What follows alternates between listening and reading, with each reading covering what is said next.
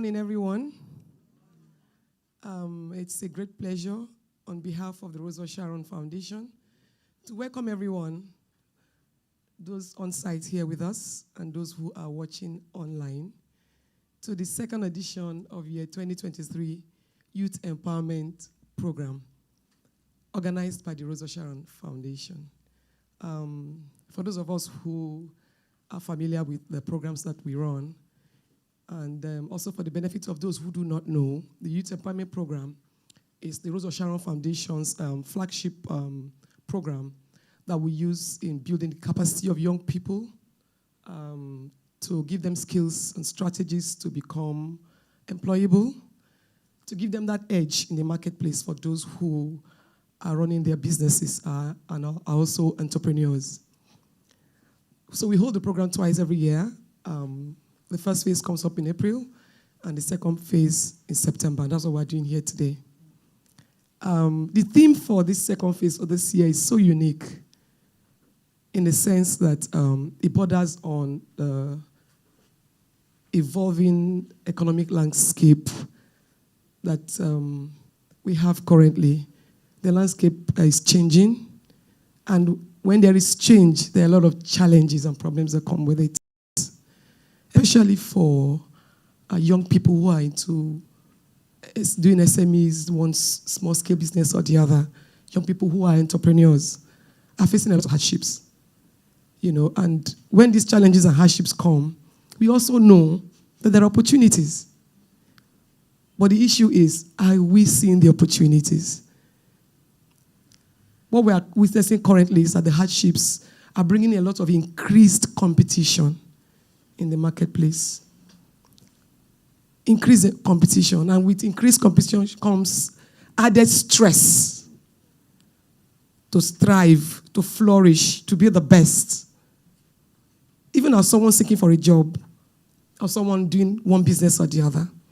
And with these increased challenges, increased stress, comes adverse impact on our mental health.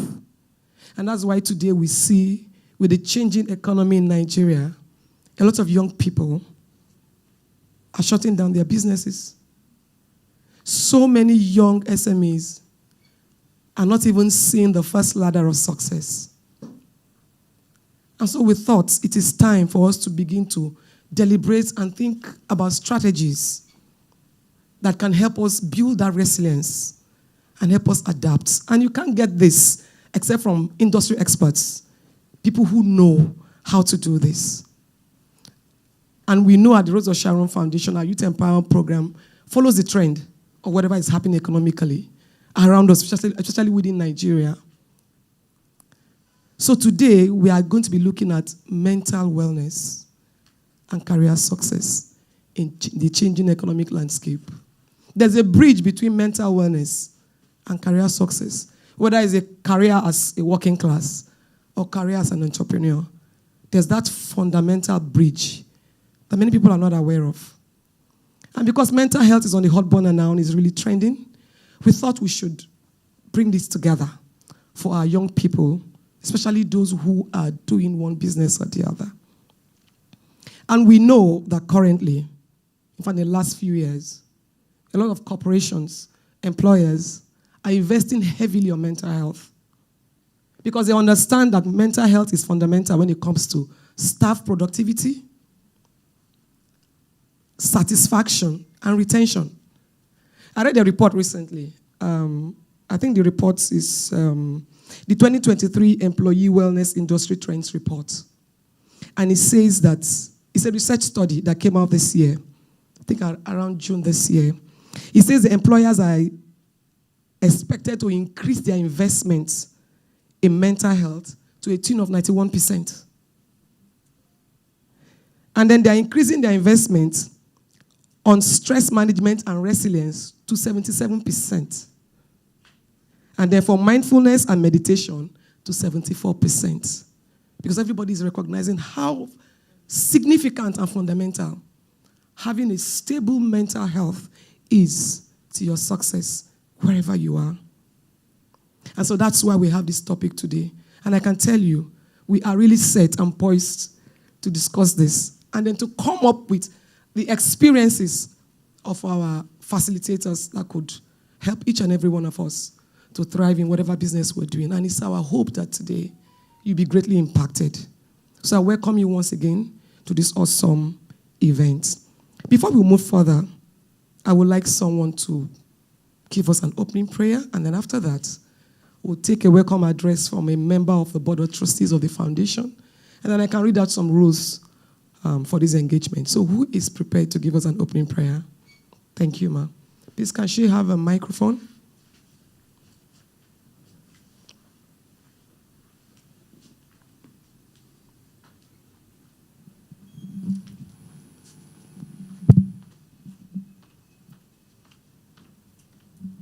Shall we pray? Father, in Jesus' name. Heavenly Father, we adore you. We bless your name even this morning for making it possible for each and every one of us to be gathered here. We thank you for the foundation. We thank you for the facilitators that will be taking us through what we need to know to have mental stability, and we have to have good career success in every endeavors of our life. We pray, O Lord, all we will be taught today, O Lord, will be retained in our memory, and we will put it to work to give us good success in every of our endeavors. For in Jesus' mighty name I've prayed. Amen. Thank you very much. So to move on, we would like to welcome a trustee, he's a member of the Board of Trustees of the Rose of Sharon Foundation, Mr. Andrew Ochubaye, as we listen to his welcome address that is pre-recorded.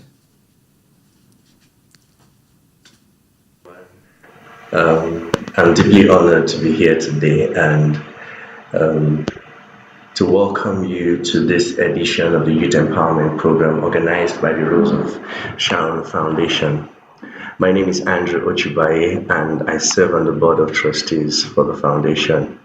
And in that capacity, I have been privileged to witness the incredible impact this organization has made on the lives of countless young individuals and widows.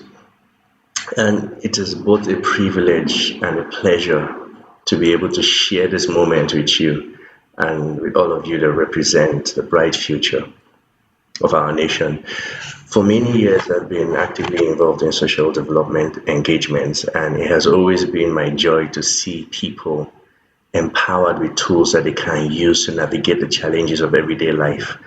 I like to work with men, and I like to work with young people. And this is an opportunity for every young person, every youth out there to be gathered under a unique theme that is not only relevant to our nation, but it also resonates with the current global landscape. We live in times of unprecedented change and uncertainty. People say we live in difficult times, and in that regard, it is essential that we equip ourselves with the knowledge and tools to navigate this tough terrain that we're in. So I'm delighted to announce or to introduce you to the theme of this year's Youth Empowerment Program. It's titled Mental Wellness and Career Success in the Changing Economic Landscape. And if you look at the various components of this theme, it has been carefully selected to address critical issues we face as a society. Mental wellness is the foundation upon which survival is built. It is the foundation upon which career success is built. And to be honest, it's also the foundation upon which our spiritual endeavors are laid upon. And the aspect of mental wellness and career success are inextricably linked to the dynamic economic landscapes we find ourselves in today. So throughout this program, we're going to have, throughout this edition, we are going to have the privilege of hearing from experts from different fields who will delve into several crucial topics. The first speaker is going to be talking to us about maintaining mental wellness in trying times. How do you build resilience, mental resilience, in a world filled with challenges and uncertainties? It is essential that we can prioritize our mental well-being as a stepping stone to success. Our second speaker will explore the entrepreneurial mindset pioneering your career path in a dynamic economy. And this is essential because in an ever-changing economic landscape, the ability to think like an entrepreneur is a valuable skill that can open doors to exciting opportunities. And it is a skill that everyone should have. To be honest, even old people, but I mean more essential for the youth. And our third speaker will help us discover the importance of finding purpose, aligning personal values with career and life choices. Understanding one's purpose can be a compass that leads us to a fulfilling and successful life. I want to assure you that by the end of this program, you have gained invaluable insights, practical knowledge, and a renewed sense of purpose. And I believe that you will leave here equipped with tools to thrive in this challenging era, both in our personal lives and in your career. And I encourage every one of you, each and every one of you, to fully engage with the speakers, ask questions, take notes, actively participate in all the discussions and all the sessions, and remember that you have agency. Yes, the power to change your life lies within you, and the knowledge you gain here can be the catalyst for remarkable transformation. So as we embark on this journey, I am reminded of a quote by Nelson Mandela. He says, "Education is the most powerful weapon which you can use to change the world." Your presence here today is a testament to your commitment to change not only your world, but also the world around you. So I invite you, seize the opportunity of every session, embrace the knowledge that will be shared, and use it to shape a brighter future for yourself and your environment, and of course, your nation. And as always, the Rose of Sharon Foundation is here to support you every step of the way. I believe that we can do this, and I welcome you once again to the Youth Empowerment Program. Have a wonderful, wonderful time today. God bless you. Thank you very much. That was Mr. Andrew Ochubaye, one of the trustees, a member of the Board of Trustees of the Rose of Sharon Foundation. Okay, so before we get into the presentations, we'd like to ask everyone on site to mute your phone. Put your phone on silent if you haven't done that, please. We are having three seasoned speakers here today. Two of them are physically present with us, and the third person is going to be speaking to us virtually because she's out of the country presently. So they are going to take turns to make the presentations that they have. And if you have a question and you are here on site, please write your question down. There will be a Q&A, a question and answer session at the end of all three presentations. And then you can ask your questions because you are physically here. And then for our numerous participants who have joined us online, on Facebook and on YouTube, you can also send your questions to a number that will be displayed through that platform, and then your questions can be taken at the end of the day after all presentations. So just write all your questions down together. So today I would like to introduce our three speakers. I would ask the comms team to please help me with the presentation of their slides, the projection of their slides, please. I will start with Dr. Ogonaya Ndupu.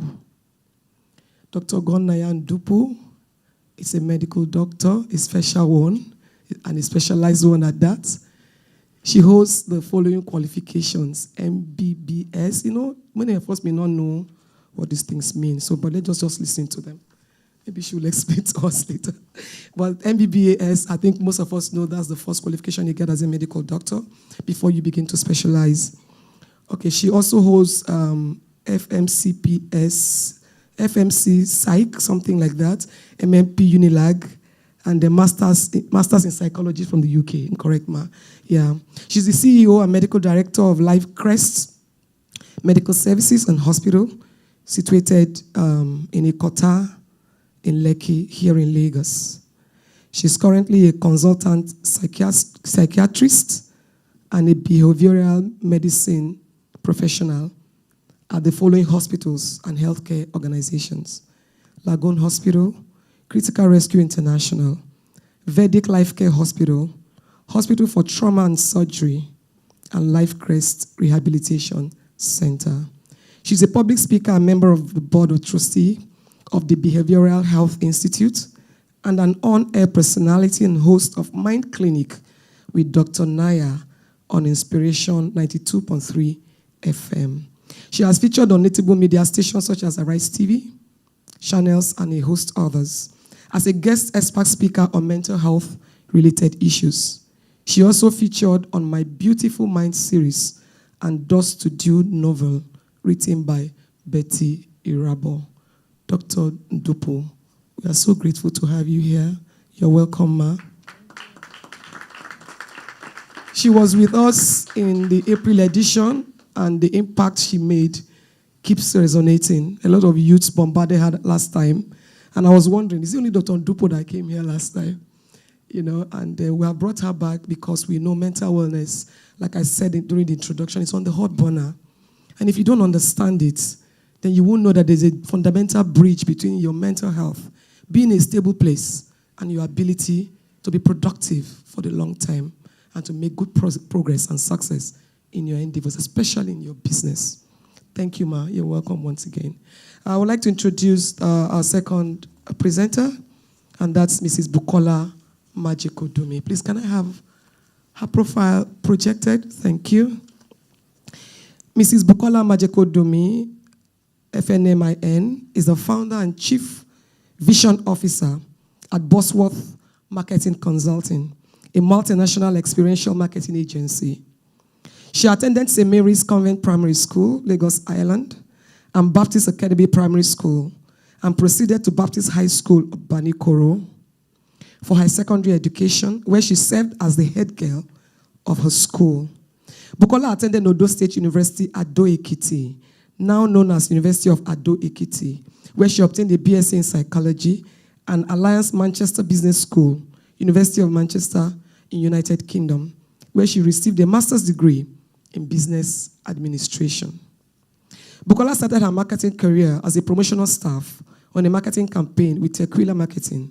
On this campaign, she discovered her love for marketing communications, and she has spent over 20 years working in different capacities in publishing, public relations, events management, and marketing communication.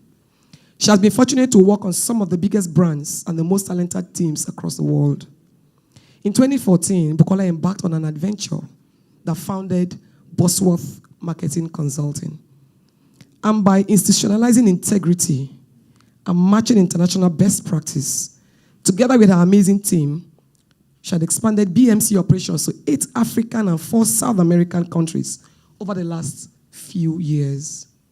Bukola is a fellow of the National Institute of Marketing of Nigeria, a certified member of the John Maxwell's team of speakers, trainers, and coaches, an associate and mentor of the Women in Management, Business and Public Service called WIMBIS, program coordinator of the Association of Business Women in Commerce and Industry, the Nigerian chapter, the public relations officer of the Alumni Association of Alliance Manchester Business School, also the Nigerian chapter, and she's also the chairperson of the Rabboni Shelters, a non-profit organization.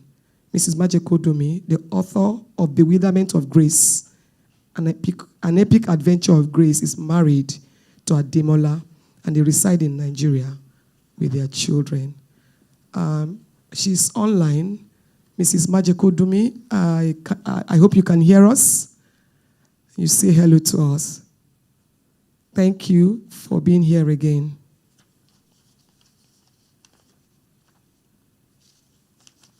I hope she can hear us.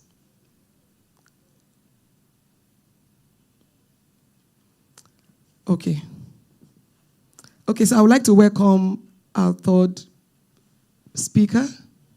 Please, can I have his profile projected? Thank you. Our third speaker is Pastor Olusheye Taiwo. He's a full-time seasoned teacher of the word.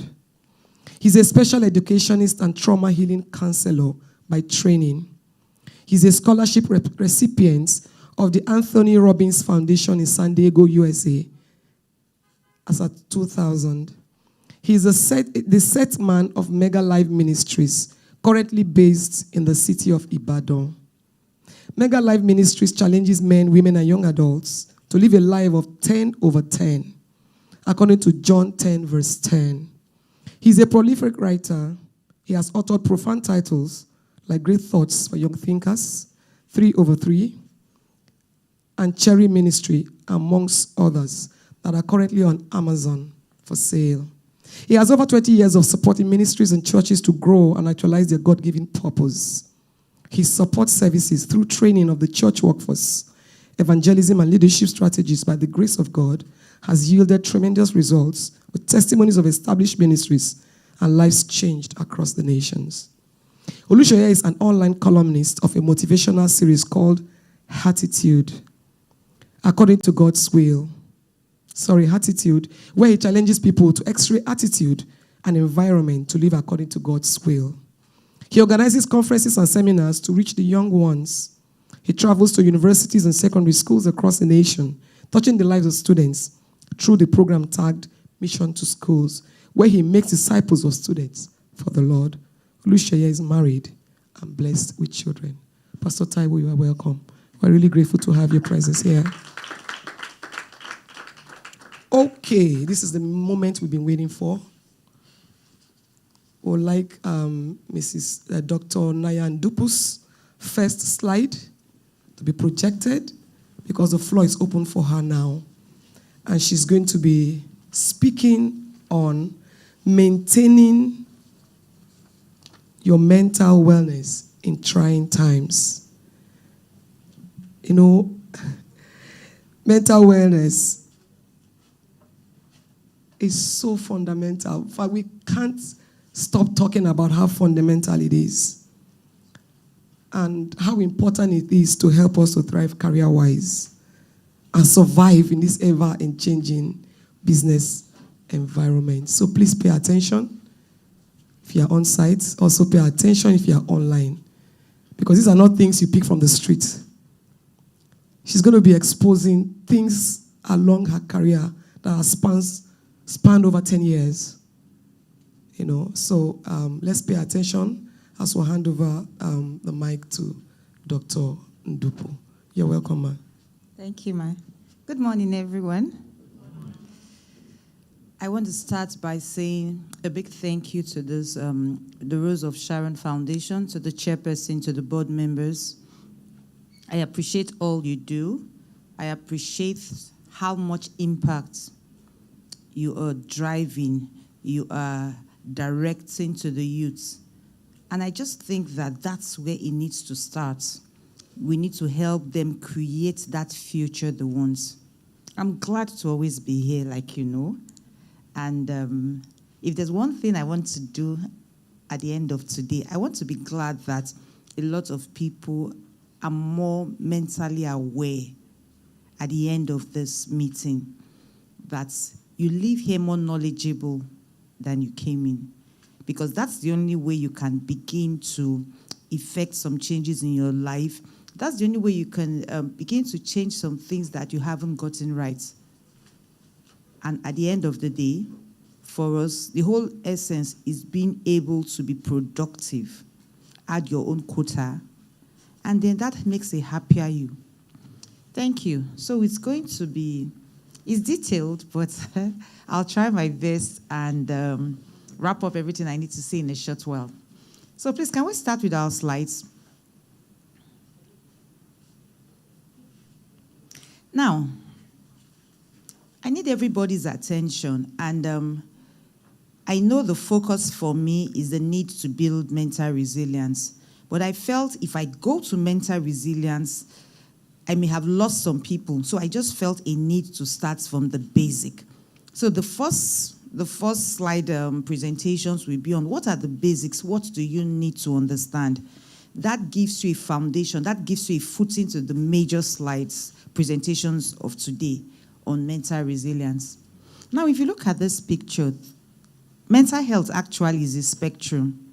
What I mean by spectrum is a range. In English terms, is a range. I've had people see, I once met someone, I was talking about mental health, and they said, God forbid, I don't have a mental health. And I was laughing. Everyone has a mental health. Unfortunately, mental health, we have never prioritized it. But I need you to understand that your mental health is as important as your physical health. Another reason why it hasn't been prioritized has been because, you know what, mental health is not really what people see. It's see in the sense that, unlike, oh, I have a fever, I had an accident, I'm bleeding, I'm this.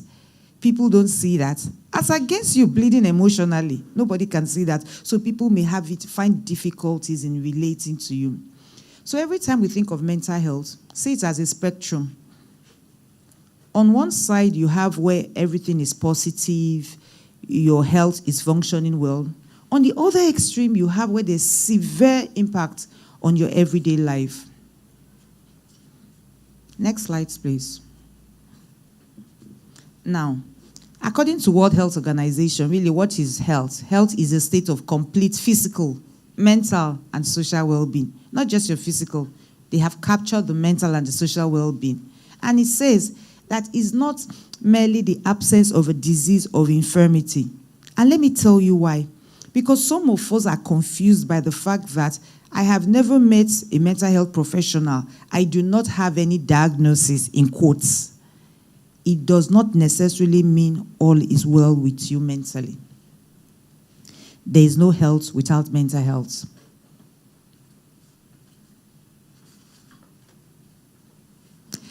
Mental health is your level of psychological well-being, like I said before, not just the absence. It's the psychological state of someone who is functioning at a satisfactory level of emotional and behavioral adjustments. A satisfactory level. I am taking my time to emphasize certain words, and there's a reason why. Please, I would like the slides to move 1 minute, max 2 minutes, please, at that rate. Thank you. Next slide, please. So every time you hear mental health just has to do with your emotional, your psychological, your social well-being. Some of you are scared when you hear mental. There's nothing, don't let the doctors and the professionals confuse you. Every time you hear mental, anytime you hear psychiatry, anytime you hear psychology, it just has to do with 3 things. Your thinking, the way you think and process things, your feeling, and your behavior. That's all the grammar in a layman's language. It helps us determine how we handle stress. Now, I want to share some important statistics to you. But you need to know that everyone has a mental health. From the early stage of life, childhood, old age, everyone has a mental health. Mental health conditions are said to be the leading cause of disability globally. Whether we like it or not, statistics, and these statistics are global statistics, it shows that out of every 4 people, in some countries, out of every 5, 1 person may experience a mental health illness at a given time. Remember I said it's a spectrum. So at a given time may mean that at this time, I'm having challenges. Nothing stops me from making a shift, improving, and so my mental health may change today as against 3 months from now. Okay? Go back to the slide, please. The last slide. And so it said about half of mental health illnesses usually begins before age 14. Why is this relevant?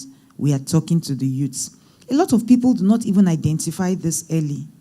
This much, up until they're in their 20s, they begin to date back experiences and say, as far back as age 9, as far back as age 10. When you do the calculation backwards, it's about age 14, age 15, these disorders have started. And he said about three-quarters of such cases would have developed by age 24. That's the age range of people we have seated before us. So we are going somewhere.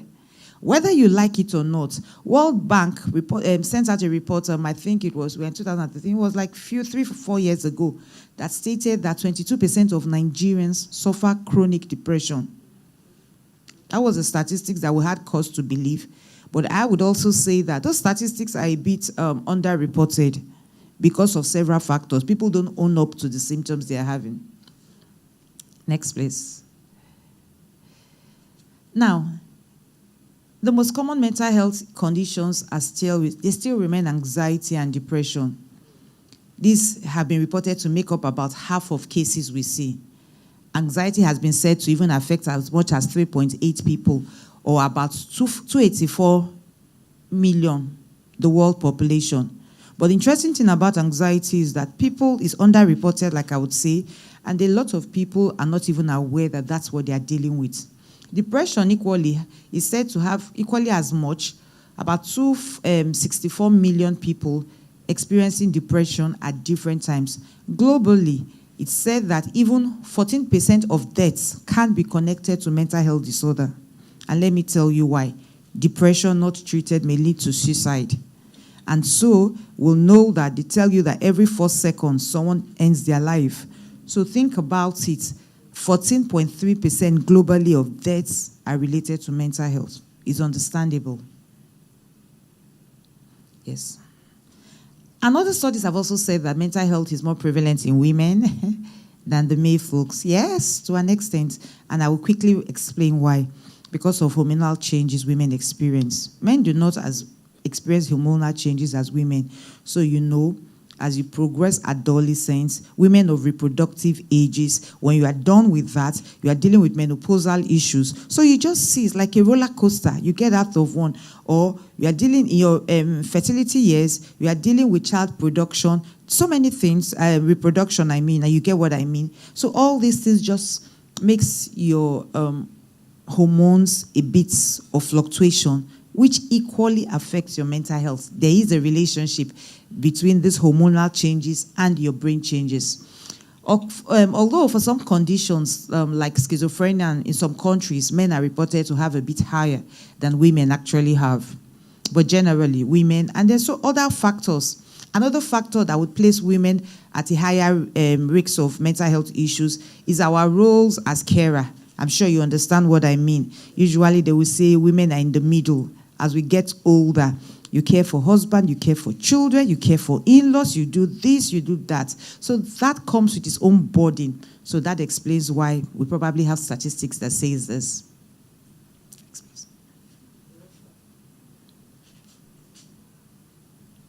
Now, when it comes to the workplace, I have told you the general statistics. When it comes to the workplace, there's something similar happening there.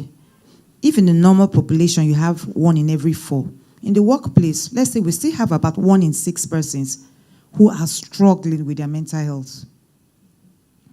You know, at every point in time. And when we say struggling for me could mean, I would explain the spectrum later. Struggling could be from mild symptoms to very severe symptoms, you know, but we cannot deny the role of this impact in the workplace.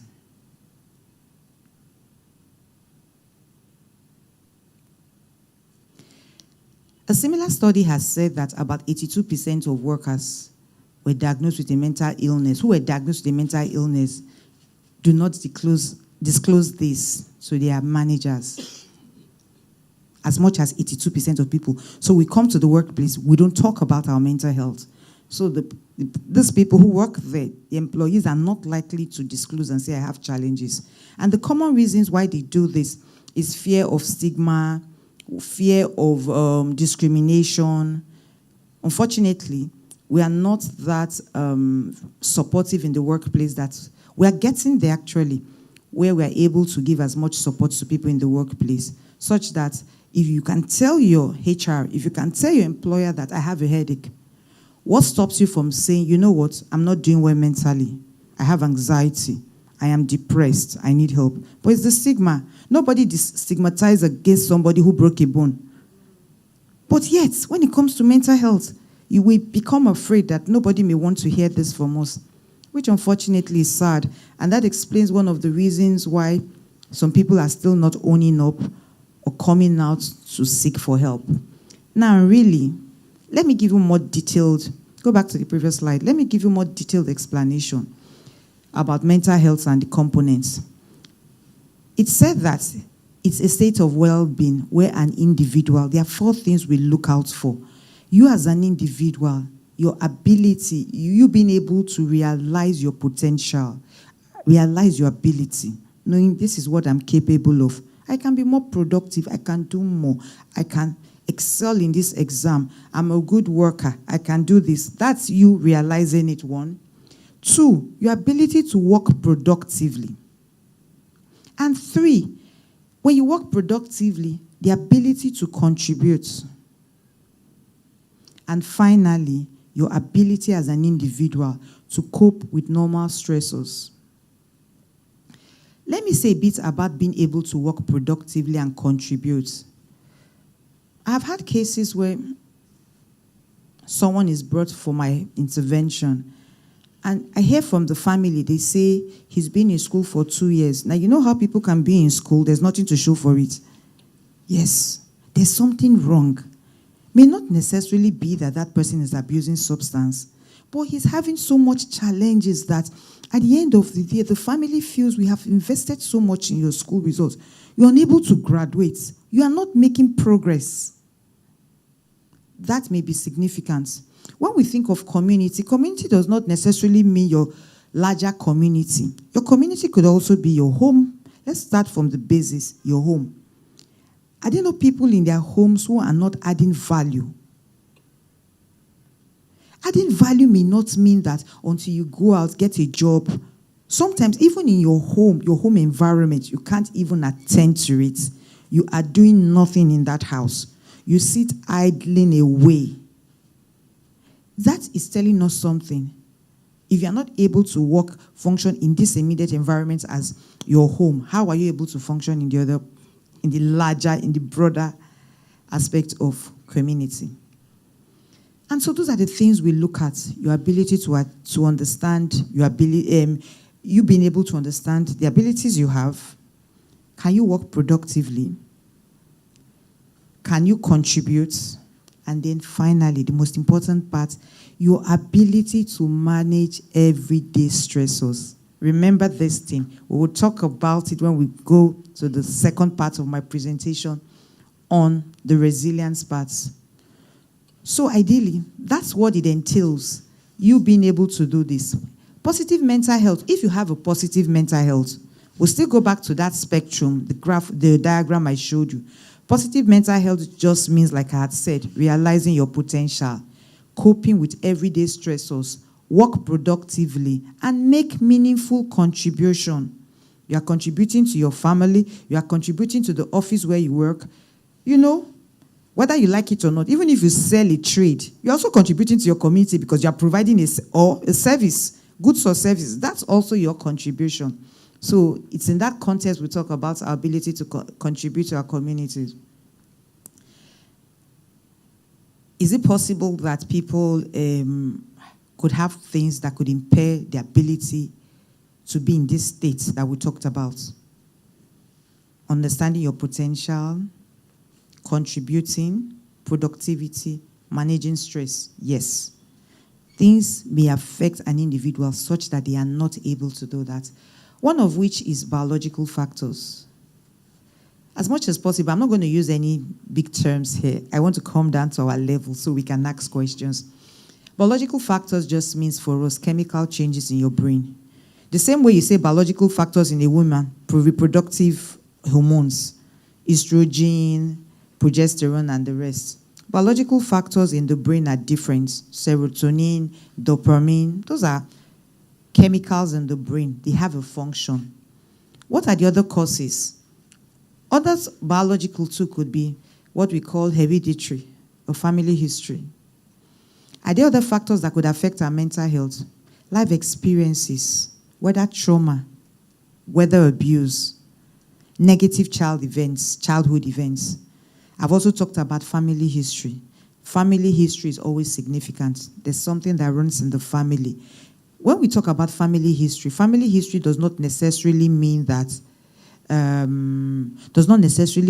because your father has hypertension, you would have hypertension. Family history does not necessarily mean that because your mom has anxiety disorder, you must have anxiety disorder. No. if you learn to manage yourself better, you may not likely develop these conditions like others. So what are the warning signs? What are the warning signs that there may be a challenge, there may be something going on? When you see changes with your sleeping, your eating habits, when you find yourself pulling away from others, or sometimes experiencing too low or too high energies, sometimes even feeling numb. You know, some people just can't explain how they feel. They feel like they do not experience normal emotions.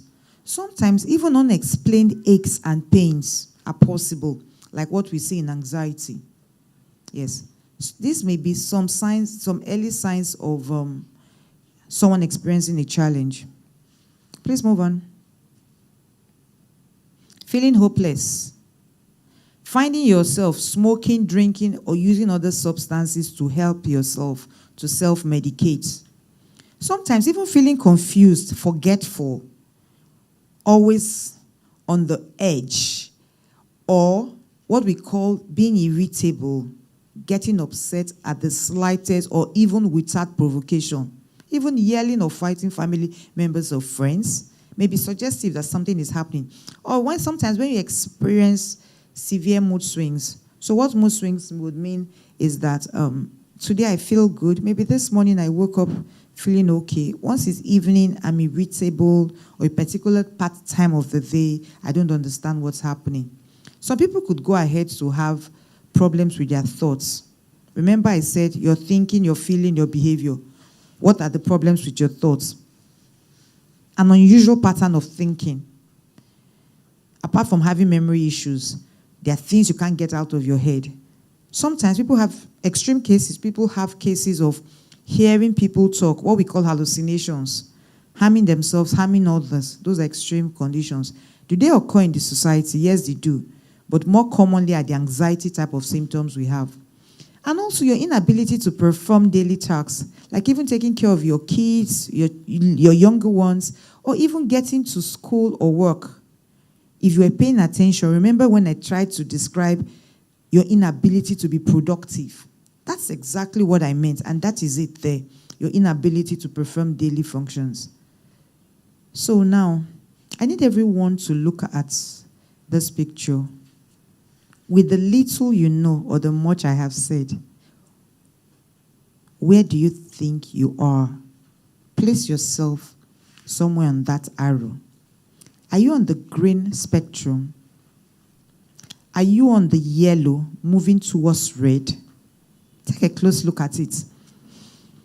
You see, it's moving, there's a shift. Or you're actually on the red zone. Individually, look at it because it's relevant. That's where insight starts for you. That's where you begin to know, okay, and then I need to encourage you that if you're in the orange part, you could get help such that you don't drift more to the red. Rather, you reverse back to the green column. So please, the next slide. Now, these are the categories. You see that my spectrum. Can we zoom this a little? I don't think it's so clear. Is it possible to zoom this? Beautiful. So you now see that picture you saw. See where it translates to. Green means you're normal functioning. Your moods are normal. You take things in your strides. You're performing well. However, when you are getting to this amber, or do we call it yellowish zone, you are becoming a bit irritable. The list is not conclusive, so to say, but at least you have an idea what each of those ranges means. You're nervous, you have increased worrying, you are not functioning well, you're forgetful. You know, things are happening there. You're experiencing lowered energy. You have difficulties relaxing. As we are getting to that orange zone, if you notice, what we have in the yellow segment is, as it progresses to the next, is increasing in intensity. You know, so you see impatience becoming anger from irritability. You're getting very angry. You know, nervousness may be tending towards significant sadness, feelings of hopelessness, worthlessness. preoccupations with things that may not be very helpful. And then when we get to that pink zone, unfortunately, the red zone, you know what I mean. This is pink here, but it's red, I mean. It's where we can diagnose a clinical disorder. Our definition says mental wellness or wellness generally does not necessarily mean absence of this list. So you may not, from that definition, you may not be in the red or this pink zone, but yet you are not being productive. Something is going wrong with you. So please, let's move to them. I think 1 or 2 slides and we are done on this side. Yes. Go back. Is there a slide before that? No. Okay. So then let's move to part 2. While they are changing over to my next slide. So I believe everyone here has a clear understanding. So every time you hear people talk about mental well-being, talk about psychological, don't get destabilized, don't get frightened and just say, it's not my portion. That's what I see. People reject the bind because of their little understanding of what we are talking about. Now, we have explained to you what your mental health should look like, where you can place yourself on the range, on the spectrum.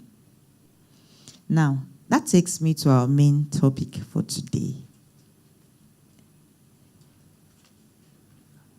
Our objectives today on building resilience, mental resilience. Hopefully, we hope to provide strategies to build resilience in challenging situations.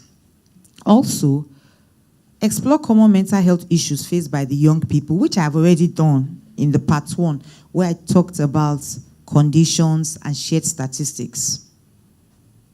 Equally define what resilience is in the context of your mental health, and then highlight the significance of resilience as a protective factor in combating difficult times. And finally, identify factors that could affect the development of resilience, whatever in youths. Some time ago, someone asked me, and I experienced a tragic event, and a client, my patient, asked me and said, Dr. Naya, okay, so let me tell you a bit about what happened. I had an incident in my home that I needed to move with my family to a hotel to live.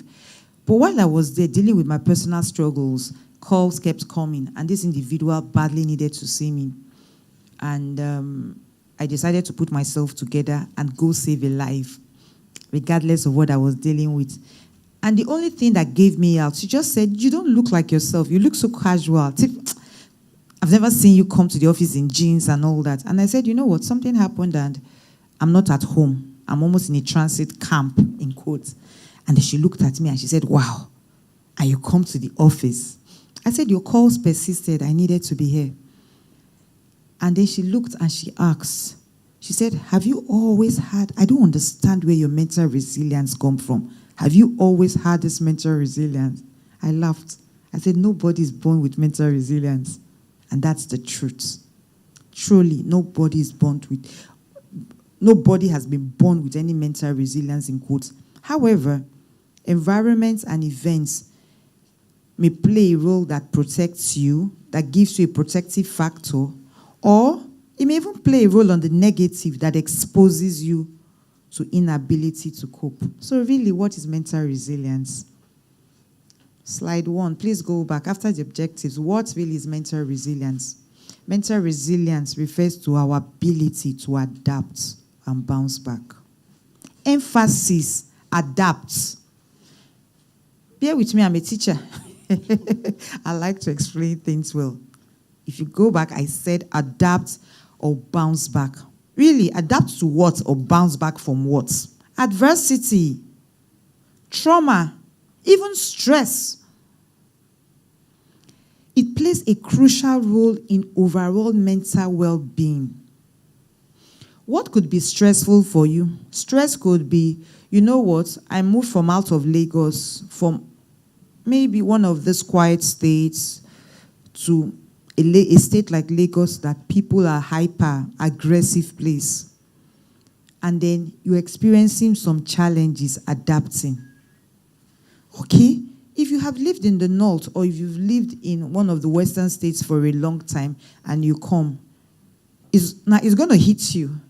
You don't understand why everybody is aggressive, why everything is always on the rush in Lagos. And then somebody tells you, welcome to Lagos. If you don't leave your house now, you will sleep on this road. You won't get to office. So it hits you, but after a while, you see, you begin to adapt. You learn to navigate. That's a stressor. You are able. So that's where we are able to use that term, adapt. So it hits you that, is this how we'll be leaving the house? Like we hear people leave home at 4 a.m. because they need to get to work before 8. Over time, some people are able to adjust their lives. They're able to adapt. Now, when it comes to trauma, like I say, trauma are severe negative events. We can't pretend and say life. We don't know what life would throw at us.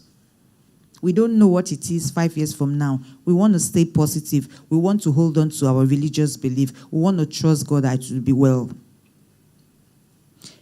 But however, regardless of the spanners and what have you life throws at you, you must be able to bounce back. Can I bounce back from a negative event? Of course I can bounce back. And sometimes these stressors don't live our lives. True?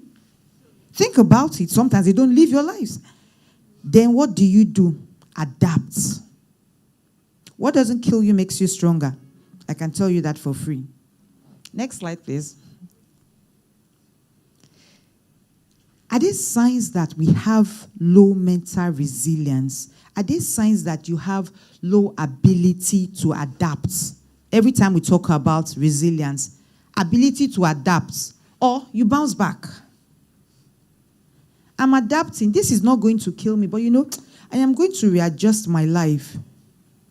See the economic situation. I remember some time ago, you will probably fuel your car for 8-10K. Today, you fuel your car for 25,000. My ability to adapt. So, I won't form those big girl moves and go and fill tank. No, we respect ourselves. We'll pay as we go. So, we'll do like half tank and control our movements. Think about it. That's my ability to adapt. My ability to adapt will be like, oh, there's so much wastage going on. We spend so much, food thrown away. And you're educating the kids and say, things are hard. Everybody needs to cut. Don't prepare what we cannot eat. Limit. Chef, do what you need to do. Stop this wastage. That's adapting. Is there a need for everyone to adapt? Yes. Adapting for you could also mean that my income has not increased. Transportation is higher. How do I manage? It may just mean that you need to cut down on some expenses. There are very simple things we could do to adapt. Adapting for some people I have seen, it's not, oh, you leave your data flying. I'm on this show, I've gone to flight mode. I don't want any disturbance. People switch and off their data and find out that I can't do a 5K any month. It's costing me more for my transport. Maybe I would drop in my budget for data and say, I will do a 1.5, but I will have time, I regulate it. I switch on and switch on. So, or I don't want unnecessary things on the WhatsApp that will, you understand? That's adaptation. And so, please, let's go back to the slide. So I needed to take time to explain that to us. Are there people, no, go back to the one before that. Are there people who may have low ability to deal with resilience? Yes. What are the signs that you have low resilience? Can the person controlling the slides pay attention, please? Thank you very much.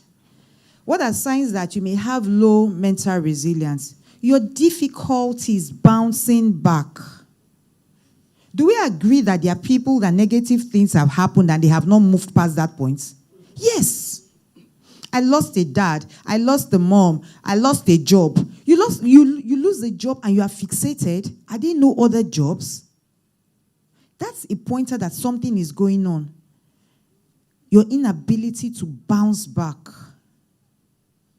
Sometimes, when you are too quick to give up, or you avoid challenges. You feel intimidated. Maybe you feel the workplace is not for the faint-hearted. Or more, when you get there, you need to fold up your sleeves. And some of you just think avoidance is the solution. And you think, oh, okay, the way I can get away is to become an entrepreneur. It's good. It comes with its own challenges. When you wake up in the morning, the month is ending and you need to pay people. The month is ending, you can't renew your rent. You know that's another special kind of challenge that would come. So you have left the level where you are answerable to superiors. You now have to be answerable to people you have employed. You even have to be answerable to yourself. Of what use is running a business if you cannot pay your bills? Think about it. That's what Doctor talked about. After a while, these businesses fold up. And you see, there's a need for that resilience. If not, do you want to start, stop, and eventually give up? Now, high levels of stress. When you repeatedly have high levels of stress, what does that tell us? It tells us that you are not coping well. You don't seem to learn from the challenges you have. What does not kill you makes you stronger. So there are things that, in this process, in this phase of my life, I may go by public transport. That's a stage in my life. I will get to the stage where I will drive my ride. But you see, what you have gone through at that stage has built resilience. That if my car breaks down, I know my way around Lagos now. I know how I get to the island. Because it has done something to you. And sometimes the lack of emotional regulation. Emotional regulations will mean not being able to have control of emotions, in quotes, people not even aware of what they feel at what time they feel.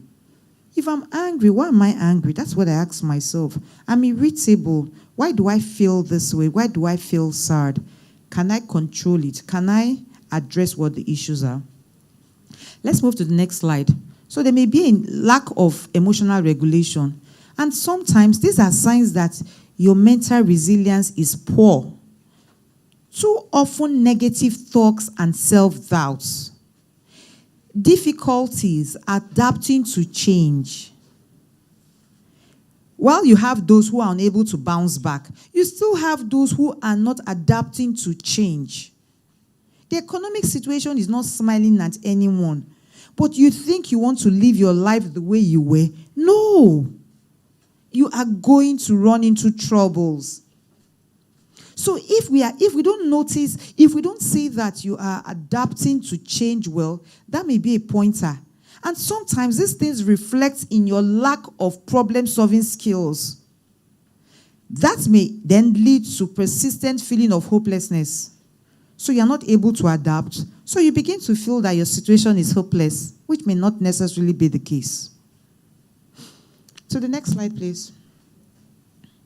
Are there factors that could make someone vulnerable? Yes.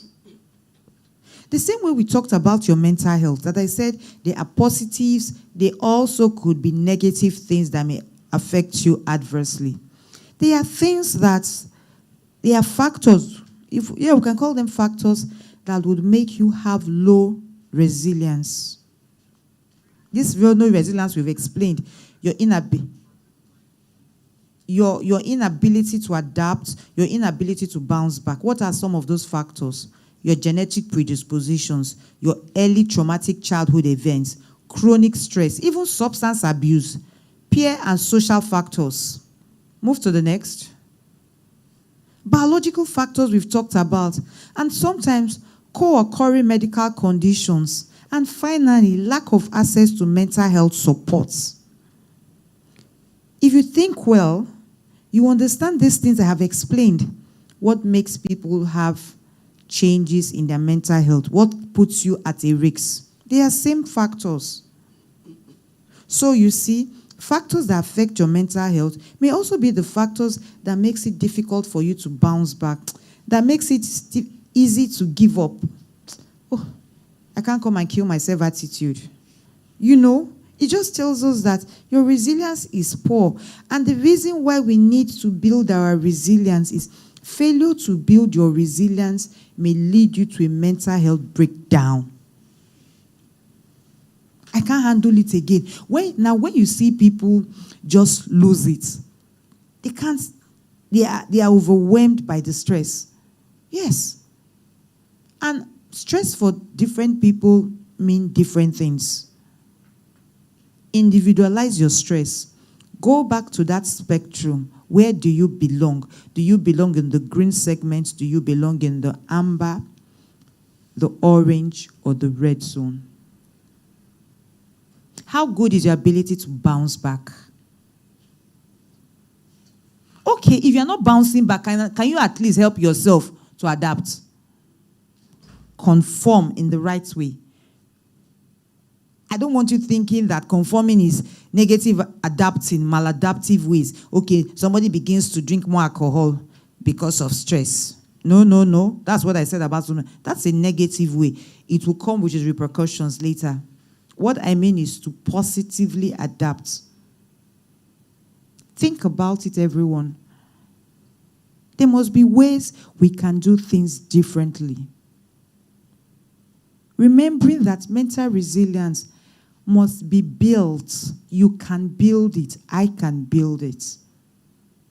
So what are some ways? Navigation strategy, I've described it. It starts with acknowledging your emotions. It's okay to allow yourself feel a certain way. I have said that before.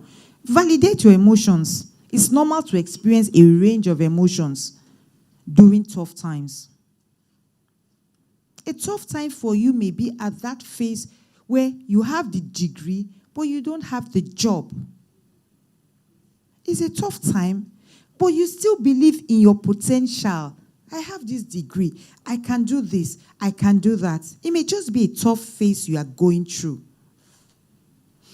Now, that tough phase may just make you feel unhappy.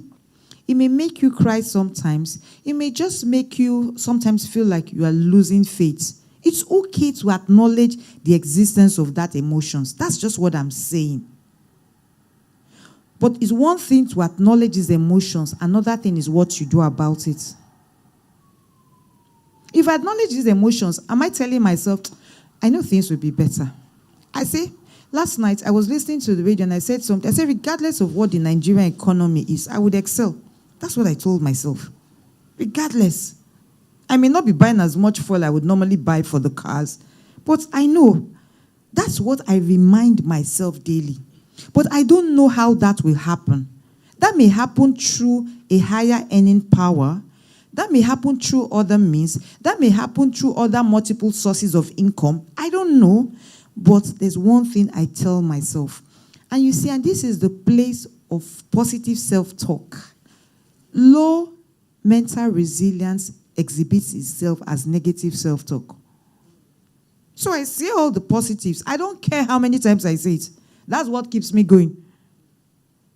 I leave my house. I say, regardless of the drama, I will have a good day. Regardless of the drama in Lagos roads, I refuse to be provoked. But people leave their homes. They're already irritable. Do you know if the next man has eaten? It doesn't matter if I've eaten a meal or not. I'm being intentional about my day. My positive talk is top-notch. Yes. These are resilience skills, strategies you can help yourself. So even if I recognize the negative the negative event, so to say, or the negative emotions, I'm sad. Oh, I wake up this morning and I'm thinking, oh, I have a meeting. They called me for an interview. I really do not have the transportation to go there. And I'm thinking, I can send a polite text and say, please, due to some personal reasons, can we have a virtual? You may not necessarily, you understand. There's an opportunity to adapt. There's an opportunity to bounce back every day. We may just not be aware of those things. They stare at our faces daily. Adapting just means, how else can I do this differently such that it reduces the stress on me? So please, back to our slides. No, the one before. Yes. Other ways you could navigate your resilience is trying to maintain a routine. Routine differs for us. Routine may mean sleep routine. It may be eating habits. It may be distressing routines. How do we distress? oh, my routine is that, you know what, is weekend, I want to hang out with friends. It may not be anything expensive. Or I want to even chat. Lift social connections. They help you away from work. That may be a routine you have, which is healthy. Another thing is practice self-care. Self-care cannot begin without self-awareness. And this is what we practice every day. Self-care, because you're self-aware, you know when to rest. You know when there's something wrong with me. I've been sad for 24 hours. I need to get out of this. Next slide, please. Sometimes you may need to take breaks and practice a bit of self-compassion. Cut yourself some slacks. Sometimes you need to pat yourself on the back and say, I'm trying. Yes. You may look at yourself, regardless of what this looks like. You may say, you know what? If you look back to your struggles, where you're coming from, you know that there's progress. It may not be as significant as you expect, but you can admit to yourself, I have done better. Admitting self-compassion may just mean, I have not given up. Things have been difficult, but think about it. I didn't give up. I didn't give up on myself. I didn't give up on... That may just be the self-compassion we are talking about. We all need reassurance. Sometimes it may not come from others, but we should be able to give it to ourselves. Emotional regulation I've talked about is when you identify these emotions, what do you do about it? There's an acknowledgement, ways of relaxing, deep breathing, mindfulness. Mindfulness just means for us shutting out everything.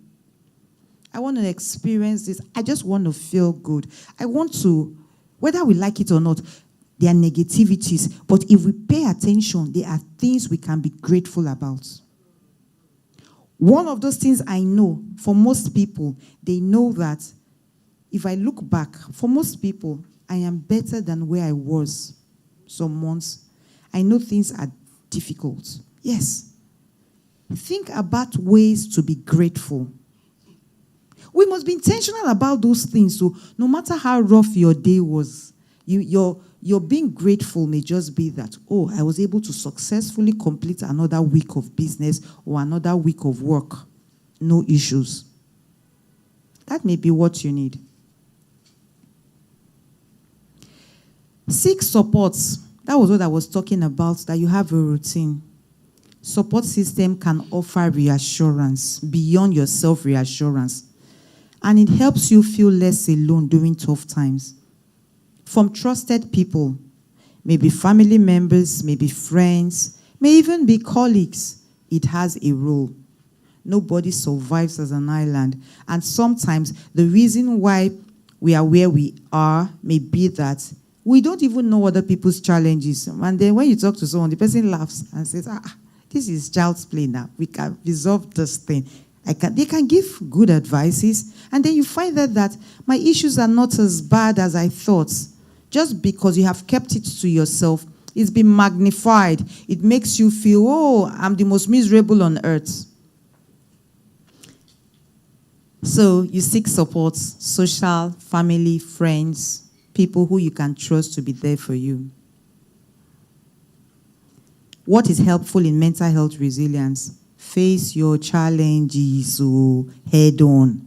Avoidance does not solve it. He who fights and runs, you will come back, is waiting for you.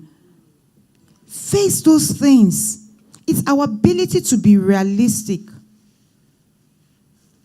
We have challenges. What do we ask ourselves? Okay, this situation before me, how much of it, that's what I do daily. How much of it is within my control? How much of it is out of my control? It's raining is out of my control. It's raining that Lagos gets flooded. It slows movement. It's a bit out of my control. I'm going for an event. The weather report is saying there may be rains. I do not hold the reins. However, I know rain will impact on my travel time. So what is within my control? Please, I need to leave here early. I do not want stories. Think about it. Every time you are faced with a situation, think about it. What is within your control and what is out of your control? It's it takes 50% of anxiety off you. When you know what is within your control and that which is out of your control, then you're able to face your challenges head on and know that avoidance is not going to help me. And another interesting part about facing our challenges, it makes you better. There's always a learning experience. Develop effective coping strategies. I have said, I have given you practical examples. In between, I was telling you, coping, things are difficult. Why are you not cutting down? Why do you think you want to live at the life where you were living when your income has not improved? It's only common sense that you cut down. Think about it. Correct me if I'm wrong. I think that's the common sense thing to do. Pending when we begin to earn more, then you slowly look for, how can I adjust? What can I up? Okay, when I begin to earn more, I can then upgrade. But you know what? Right now, I want to downgrade. Why pay for a cable network that you don't watch? It may be one of the things you want to strike off your list, that every time before I come home back is late. Who is even using this facility in the first place? I may not need it. That subscription that you are spending money on, you may just need to have a better control and say, why renew what? See, you get what I mean? There are very practical ways on how we can help ourselves.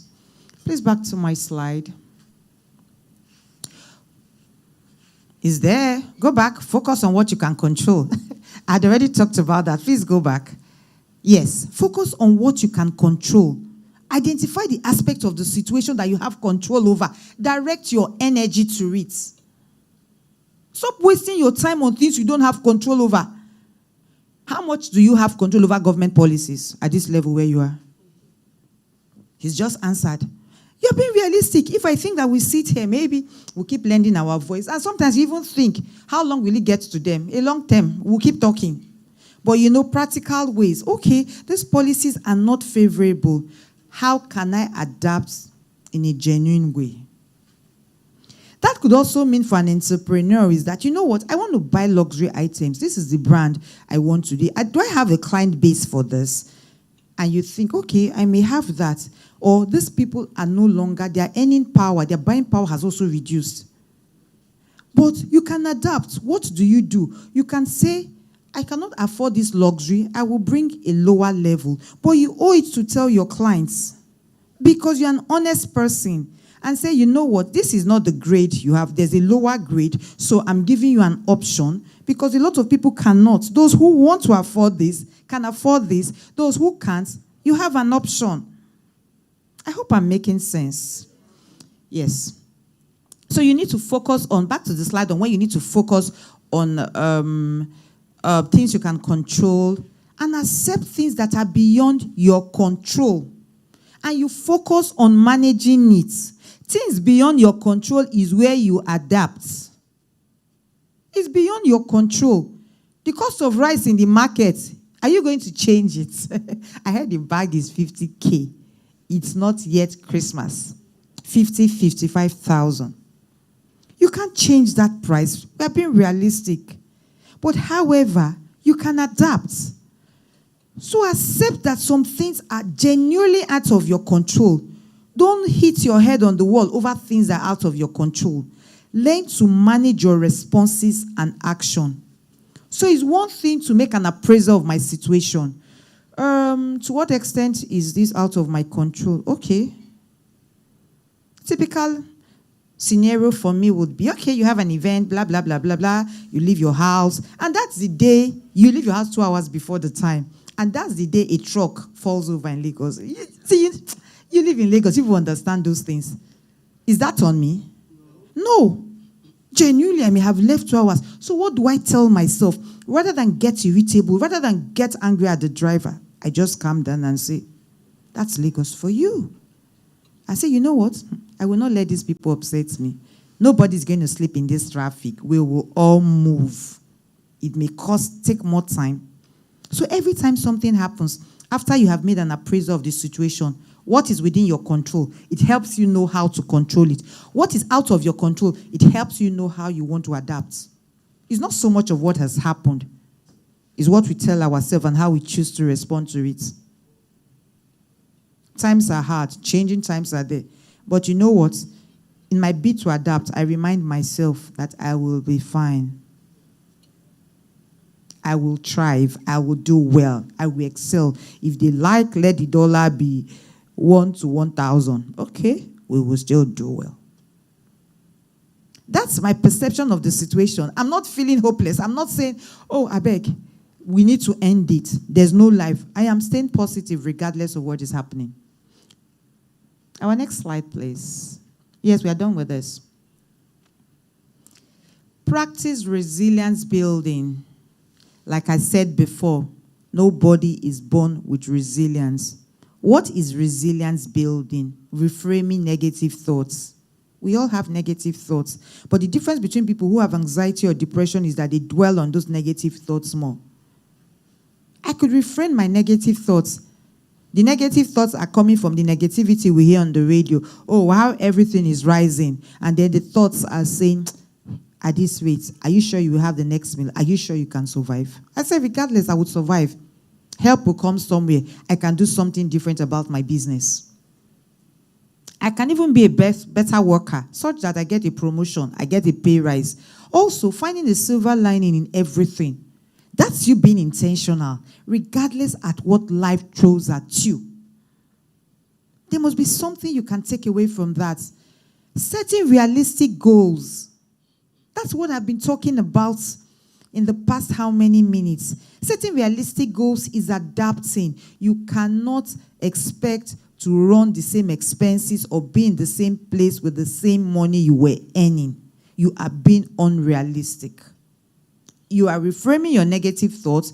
You are being looking for positivity in everything, but you must set the right goals. Seek opportunities for self-growth and learning. Sometimes adversity, like we said, trauma, stress, they are good opportunities for personal growth. Think about it. They are good opportunities for personal growth. Not every time it has to be negative. Not every time is a negative event. Practice acceptance and adaptability. You have heard this word so much from me. Learn to adapt. It's something we practice. Set achievable goals. Set realistic goals. And seek professional help if needed. The reason I've taken my time to give this talk, to explain that I may not know what you're dealing with, but you need to be true to yourself. How am I doing? Professional help does not necessarily mean, oh, you get scared because Dr. Naya is a doctor. She will place you on medications. You've heard negative things. Not necessarily. It's more of supportive therapy. Someone you could talk to. Someone who could help you see things in a different perspective. My second to the next slide. To the last. Move. This one, the next one. Mental resilience is a lifelong journey. However, it requires consistent efforts and practice. Building mental resilience can enhance your overall mental well-being. In addition to promoting personal growth, and it enables individuals to navigate life challenges.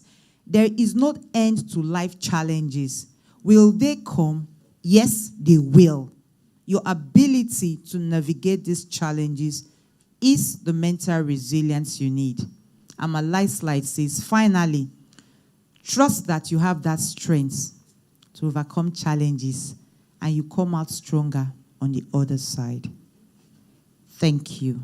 I believe this is my last slide. Please project the last slide. Please project the last slide. I think for me, this is important. Just in case there's anyone here who may need to talk, who may need to chat. Learn to adapt. Learn to bounce back, because life will always throw challenges at us. Thank you for listening once again. Please, can we put our hands together more for Dr. Naya? Thank you so much, Doctor.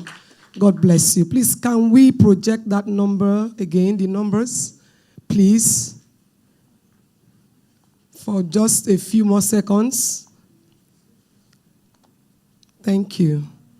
Please just leave it on for a few more seconds so people can have the two numbers written down.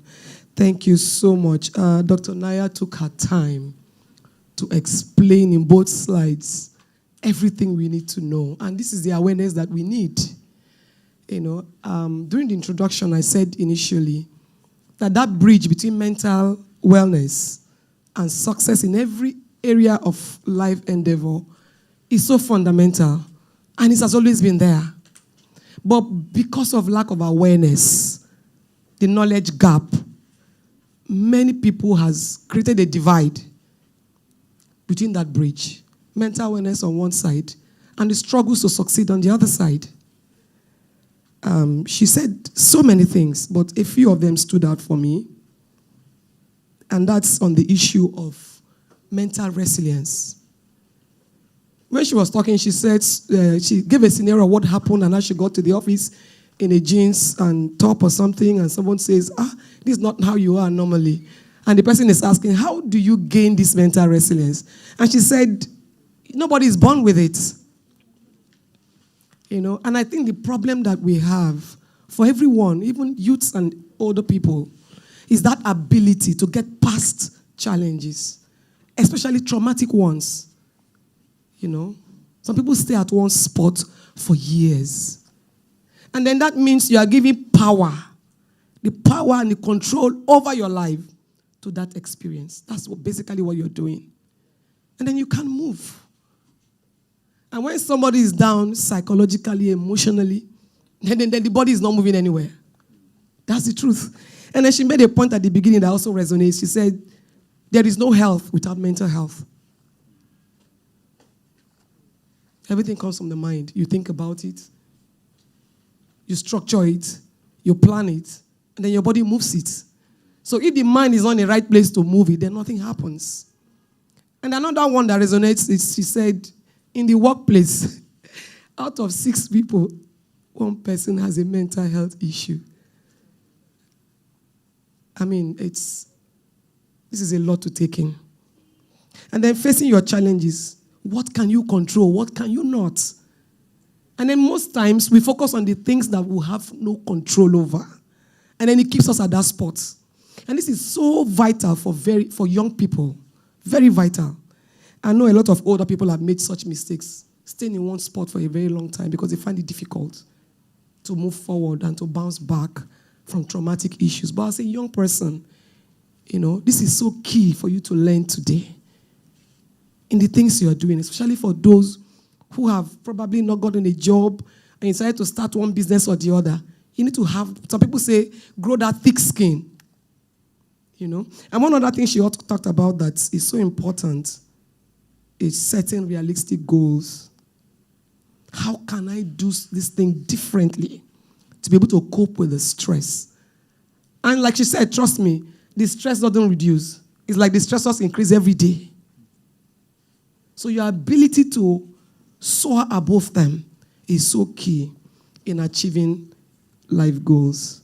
Thank you once again, Doctor. It's always a pleasure to listen to you. Thank you. Okay, so you can clap if you want to again. Thank you so much. And like I said, please put your questions down. We'll ask all your questions at the end of all 3 presentations. Now we're going to be bringing Mrs. Majekodunmi on board. And she's a resilient entrepreneur. Someone who has gone through a lot in her business. Last time she was here, she talked about what happened to her and how much money she lost during COVID in year 2020. And how she gained much more than that amount a year after. That was amazing. Now she's going to be coming on board in a minute to help us identify opportunities in the midst of difficulties, in the midst of changes, in the midst of the uncertain economy that we have in this country. Please help me welcome Mrs. Bukola Majekodunmi as she takes us through the entrepreneurial mindsets. Clap now. Pioneering your career path in a dynamic economy. Mrs. Majekodunmi, you're welcome, ma. Good morning, afternoon. I think it's afternoon now. Oh, it's just a minute short. Good morning, good afternoon. Thank you so much.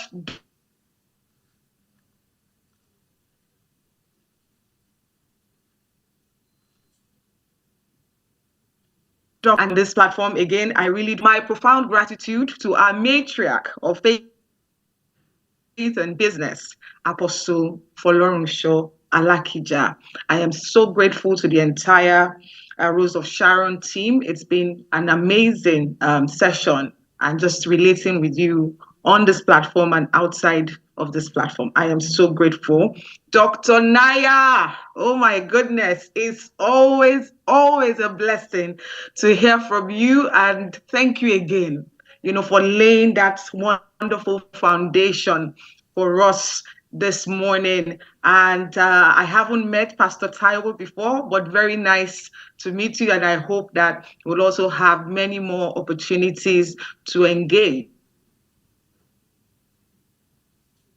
From the last session here, it's so good to see everybody, and thank God for sparing our lives to be able to experience this again. So I'm going to share my slides now quickly. Please let me know if you can hear me properly and if you can see me clearly. Can you see my slides? We can see the slide, ma. And you can hear me? Okay. Clearly, yeah. Awesome.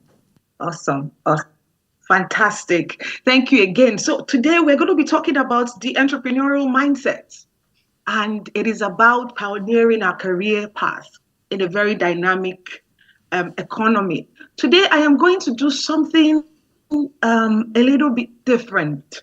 I like the fact that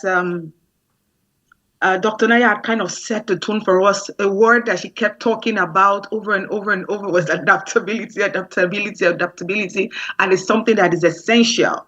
Today, I want us to go through this in the context. I don't want to do this outside of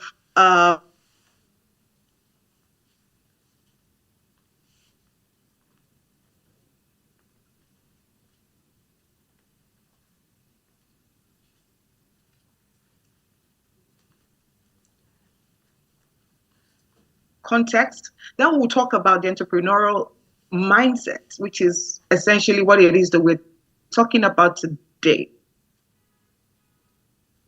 Then I am going to present something that I call like a change in perspective. And then I will talk about the features and how this change in perspective can also help us to get to the actual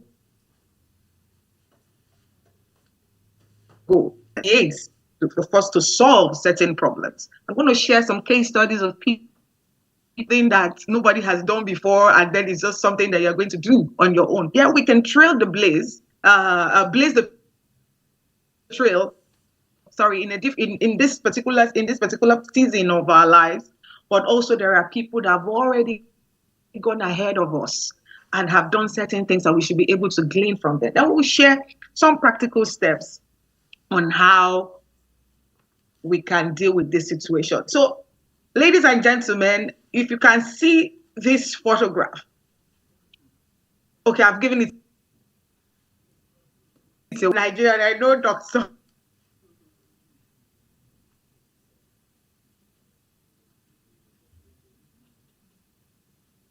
In looking at this, what do you really see? Do you see the challenges? Do you see opportunities? What is it that you're seeing? This is a Dumota. And if you go there right now, you probably see this type of chaos or this type of constructive chaos. I see here is our reality. And indeed, across several African countries, we go to a typical market. This is pretty much what you see. However, what you see and what you take out of it, it's very, very important as to how you will deal with things. And I thank God that Dr. Nai had started, to lay the foundation of these things. When I see the first time, I saw, if you see in this photograph, I don't know if you can make out anything. This mannequin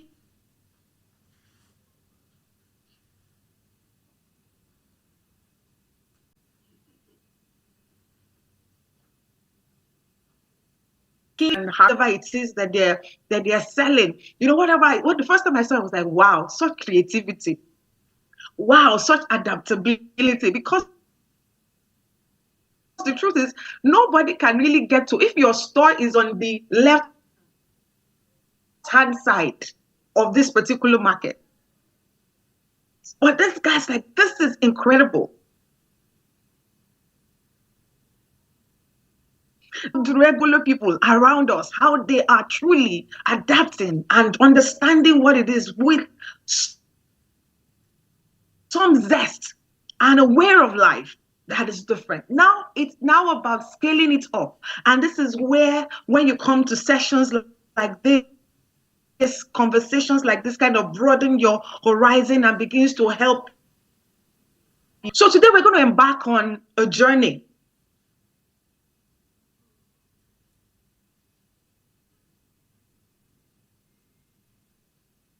In this ever dynamic economy. I mean, Dr. Naya has already so it's there. Today, I don't want us to talk about this thing as a mindset. I was at dinner with somebody the other time, 2 days ago, and was talking about intentionality. He said, word said intentionality. I said, intentionality. And I said, yes, said because Nigeria is always saying all of these buzzwords that they don't do anything about. So please, I want you to understand that this entrepreneurial mindset, I don't want you to walk away from here thinking this is a new buzzword. It is not a new buzzword. It is not going to be a new buzzword.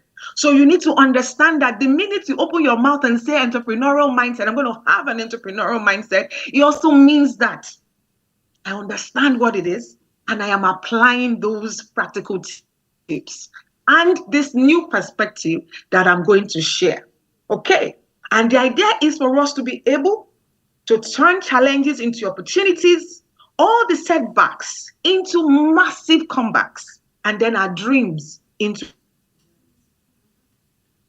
results. Let's dive into what it means to have an entrepreneurial mindset and how we can actually pioneer something new, something great, something impactful in this dynamic economy. So I always like to understand my context. So I want us to understand the Nigeria and the economy that we have. I have a very great passion for Nigeria. And so it's difficult, right? It's difficult to really be passionate and positive about Nigeria. So when I, for example, think about Nigeria and I pray for Nigeria, right? I look at maps, because it's always important for you to visually connect with whatever it is. Because when I look out my window or look on the street, I see this chaos, right? But I always try as much as possible to look at a photograph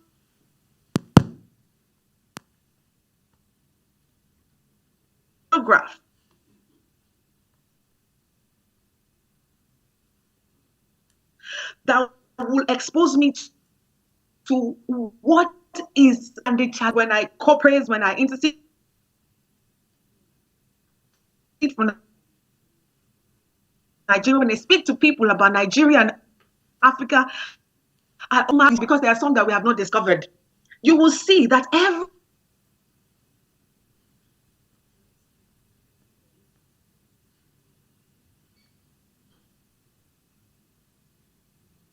every state of Nigeria, on, and really it's because nobody knows. The first time I saw it, I was like, oh my God, this is Nigeria. Like every street in Nigeria has a natural resource, right? So this is the map that I want to put in your head. If you leave this place and we're now overwhelmed with, take a map of Nigeria. That is what is available. That is what is possible. This is is my reality. This is my opportunity. Yes, this is my opportunity. This is my opportunity. Then I also, because I travel across Africa because of the work that we do. This is the map of Africa. You will see that every country in Africa has got a natural resource. And these are just highlights. This is not all. This is not all. I had an opportunity of going to Mali and visiting the mines in Mali.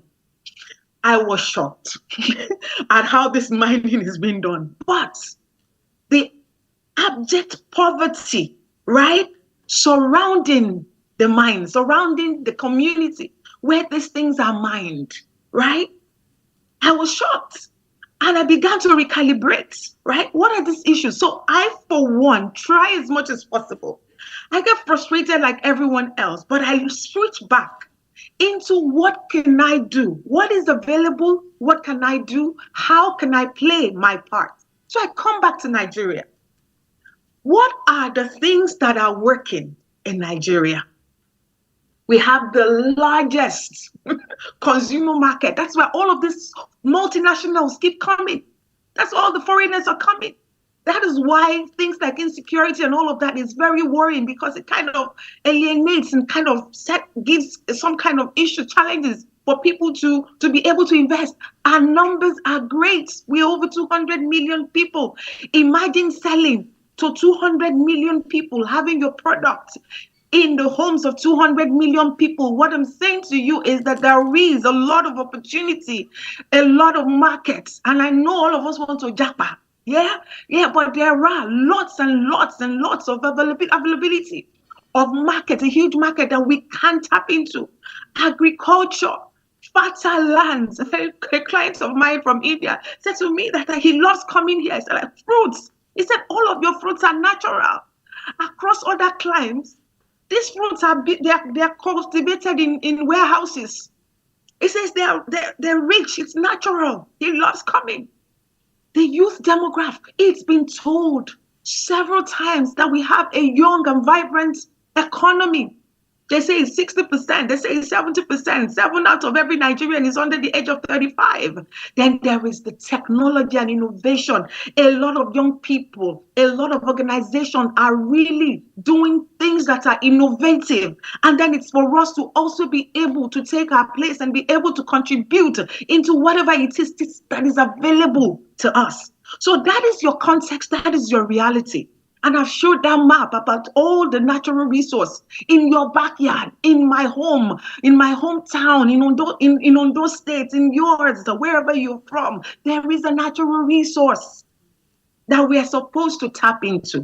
And I'm not saying all of this and saying to you that there is no problem and then we're living in heaven, right? No, there are challenges. We have the oil dependency. We have all of the security challenges that I've mentioned about. We've got the high unemployment. Let's forget the baseline assessment that they did recently. Doesn't make sense, right? These issues exist, right? But that is why what we're about to talk about is so essential. Why it is so essential for us to be able to do this and to be able to now do the things that are required for us to solve this very, very unique African or Nigerian problem. If you can still hear me good, say hello. If you can still hear me, you can still see my slide. Hello, can you still hear me? Yeah, we can still hear you and we can see the slides clearly. Fantastic. Thank you very much, Doctor. So I want to do definitions because it's important to do them, right? An entrepreneurial mindset is a way of thinking. It's a way of thinking, and it is approaching opportunities and challenges and innovation with an attitude characterized by creativity, the word that we've heard several times today, adaptability. You should be hearing it in your dreams at the end of today, the resilience that is required, risk-taking, and a strong sense of purpose. And I know Pastor Ty was going to talk to us about that to really tie this up. It involves adopting a set of mental and behavioral attributes. Really, in this nation and the challenges that we've got, it is important for you to adopt a set of mental, thankfully, Dr. Nayas addressed those, and behavioral attributes that are essential for success in a dynamic economy. So it's about seeing problems as opportunities. Hello, I said that. Everywhere we go, the problems really are opportunities. It's about embracing change and continually seeking solutions. The other day, I was really like, oh my God, I'm panicking. I'm like, "Ah, what is going on?" It's like, everybody goes through all of this excitement, the vibrancy, and the belief that things happen, right? It comes to us, but what do you do to counter those, right? You have to adopt them. You have to be able to say, this is what I am seeing. This is what is possible. In fact, we are entrepreneurs because problems exist. We are supposed to be problem solvers. We're supposed to turn our risks. We're supposed to go into opportunities that would and not only profit. I'm going to talk a little bit about that. So it's about equipping individuals with the ability to adapt to changing circumstances. It is changing every single day, and we need to be able to bounce back and to be able to solve problems that are totally and every day totally overwhelming us sometimes. So what are the non-negotiables? Mindset. It's about innovation and creativity. You have to seek out new opportunities, create new ideas, create new products, create new services.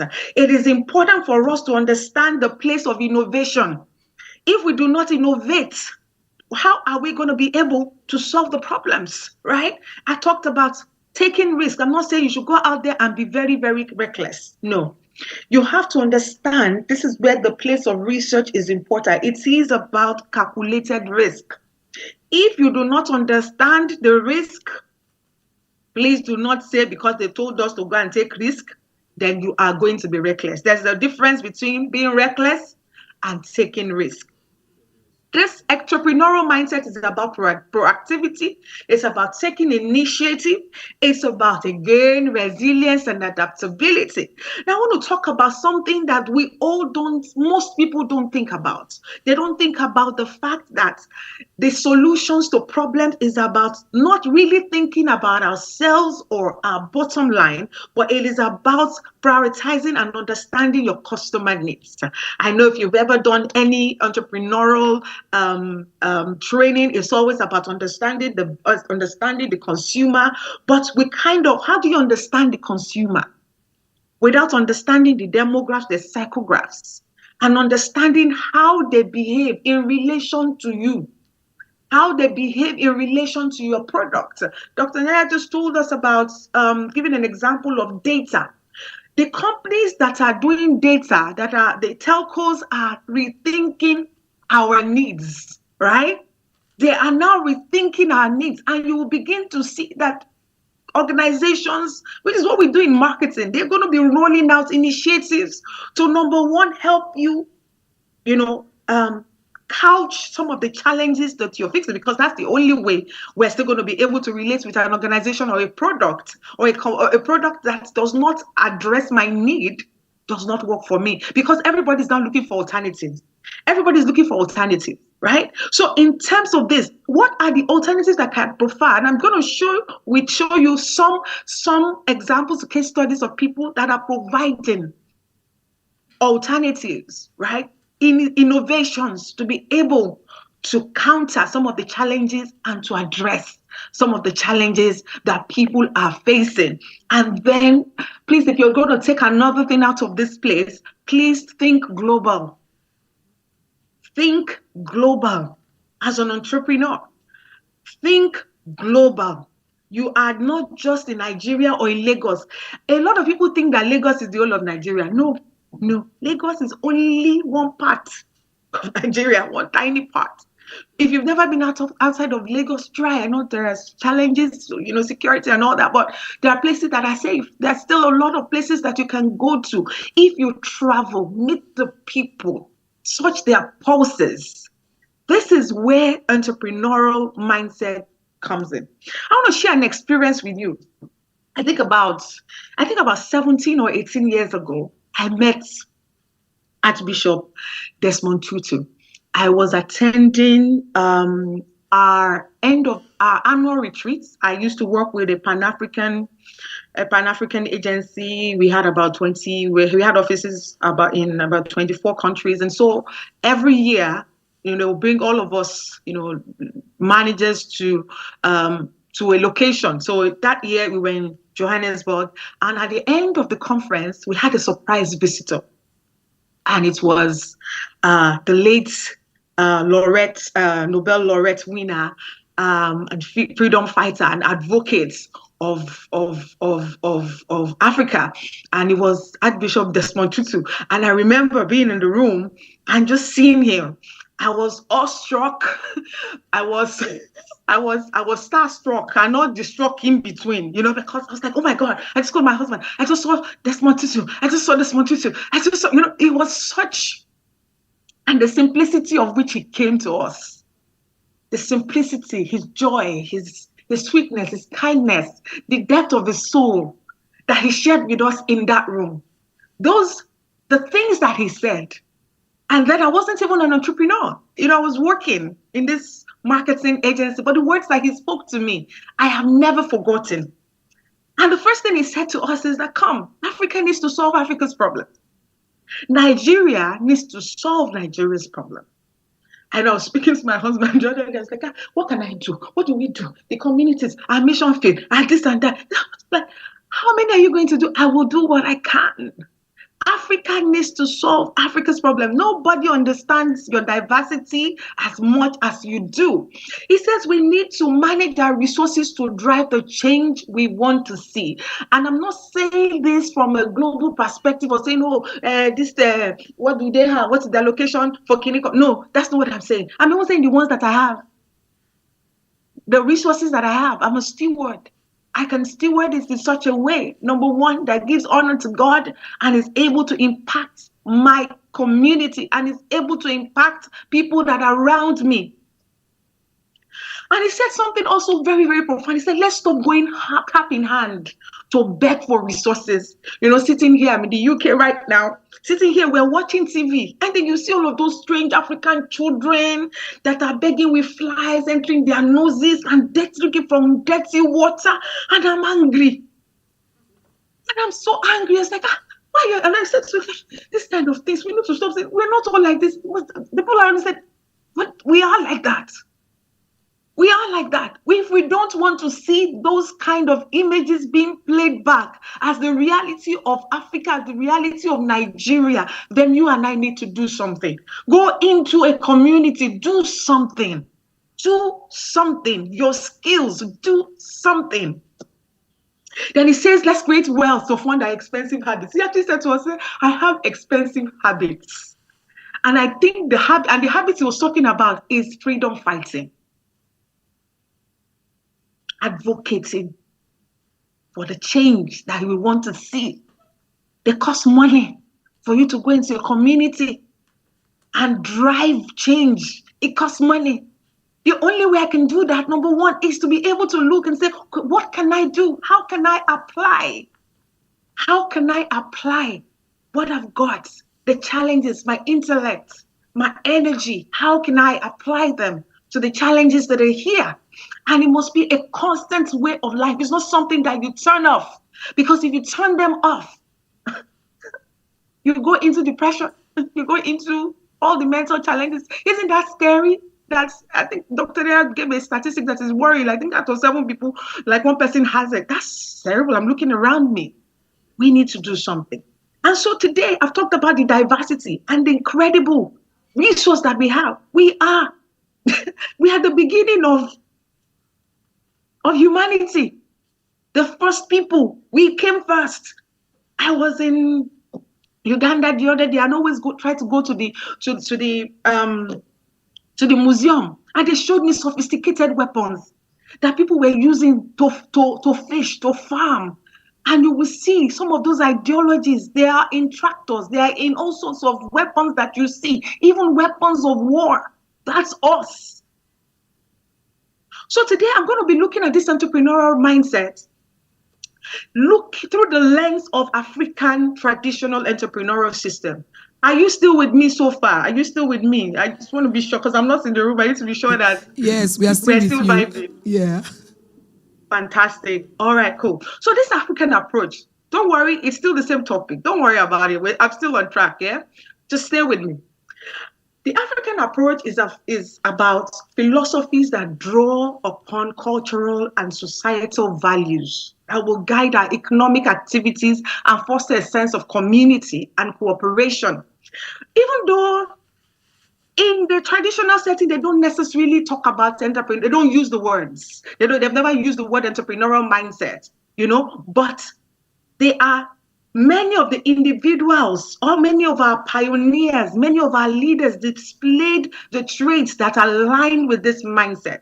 Traditional Africans engaged in various activities. I've talked about trade, I've talked about mining. That's they travel through the desert to all sorts of strange places for trade. And you are sitting in Nigeria, you are sitting in Lagos. You have not even gone to Aba. Have you gone to Aba before? Right? It's about resourcefulness, adaptability, risk-taking, then social responsibility and a community-centered approach to succeed in endeavor. So I'm going to share there are lots and lots of business philosophies that other great organizations are using.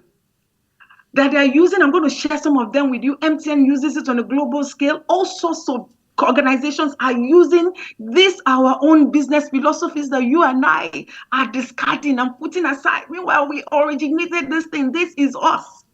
I'm sure some of you must have heard about Ubuntu before.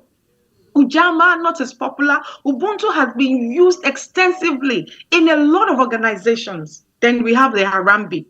So I'm going to go into what does Ubuntu mean. Ubuntu just means I am because we are. It is a Southern African philosophy that emphasizes the interconnectedness of all individuals. It underscores the idea that our well-being is intimately tied to the well-being of others and the community as a whole. And if you cast your mind back, you know how they say that it is a community, it's a whole community that raises a child. These are things that people used to do. Now, how does it have anything to do with this entrepreneurial mindset that we're talking about? This philosophy promotes a sense of community and collaboration. And I'm so excited, because we're already doing this and we're going to announce that shortly, right? Entrepreneurs embrace this. And this philosophy is about being able to work together, finding people that we can collaborate with. We have been, so at the beginning of last year, so this is our planning cycle. October is our planning cycle. So we don't wait until January to plan for year 2023 or the preceding year, right? We always start in 2020, the year before. So last year when we started, preparing for our big plans for the year, we had no idea that we're going to have a fantastic year like this. And, it was about, we had this whole, expansion plan drawn up. And we said, what, how are we going to do this? We've got training, we know the numbers, how are we going to do this? And we thought we required money to be able to go into those markets. And one of the markets that we wanted to go into was Côte d'Ivoire. And from all of the markets and the conversations that we've been doing and all that, very rich, we have potential, we've done the numbers, the statistics work, we can actually go in there. But where are we going to get thousands and thousands of dollars to be able to start something? And we thought, how else can we do it? And then collaboration. As I speak, we have a partner in Côte d'Ivoire, in Abidjan. And the creative team at Strategy are every day developing proposals, and we are selling proposals in Côte d'Ivoire, even though we are in Nigeria. Do you understand? It's about finding people that we can collaborate with. And I can say now that I have a business in Côte d'Ivoire. Because we have a partner, we signed an MOU, we did the whole thing. We signed, this is what you bring to the table, this is what I bring to the table, this is how we're going to share the money, this is how we're going to share the risk. Do you understand? We did that. That is an African business philosophy. It is working. And it is about entrepreneurial mindset, understanding that we are about resourcefulness. This particular one, Ujamaa, is about collective ownership, cooperative work, communal development. I know a lot of our mothers or our big sisters in the room will remember how cooperatives used to be very, very big in our nation and across Africa. So it's about pooling resources and talents for the common good. It's about doing that. It's about promoting economic self-reliance and the spirit of entrepreneurship. So finding a way, I have 2 naira, I have 3 naira. A lot of people are actually doing that in the property business. But imagine that you can actually bring this down to that business of yours, to that small business, to that medium-sized business, to my fashion business. How do I do that? It's not about fighting for turf. Don't steal my idea. No. Understanding to open your mind. Understand that the fact that there is so much more that you can get when you think on about communal development and collective ownership. And the last one I'm going to talk about is Harambee. Again, collective efforts and community fundraising. I particularly like this one because a lot of us actually, we're kind of aware of it. How do churches raise money? Every day, they raise money. Community, but it's not for the community, maybe for a church program, sometimes for the community. But imagine that we can actually raise a fund to fix a dilapidated school in your neighborhood. But I'm not saying that all of us are now NGOs. Oh, no. That's not what I'm saying. It is about the application. The people, MTN that I just mentioned, they are not an NGO. And they have something called a yellow care, right? Businesses that care about their customers, more often than not, are very successful.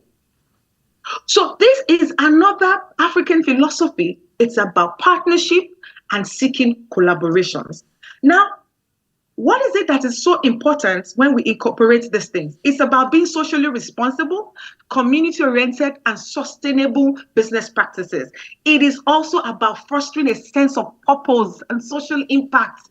We're not just going to say that our business is only for business and profit. Don't focus on the profit-making part of it. No, you have to think.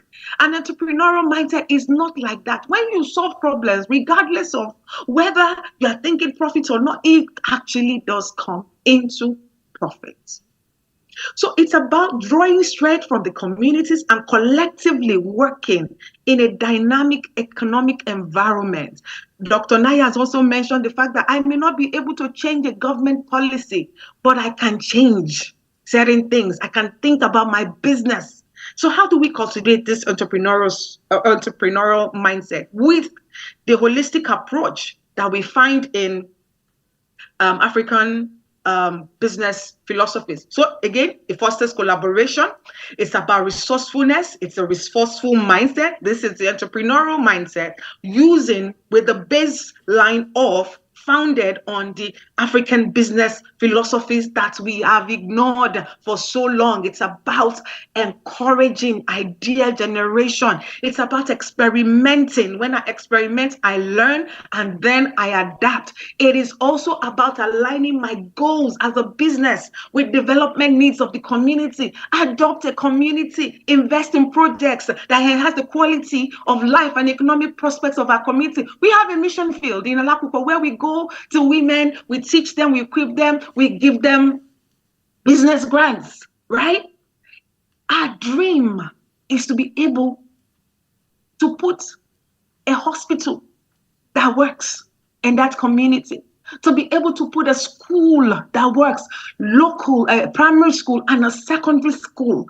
That is our vision, our dream. Our dream is to be able to put a hospital there where vulnerable people can go in and actually get free health care. Standardize it, fix one community to be able, and I'm not saying that I'm an NGO, no, I am still in business. It's community engagement, collective action. Do that through your business. Fundraising, community projects that bring people together.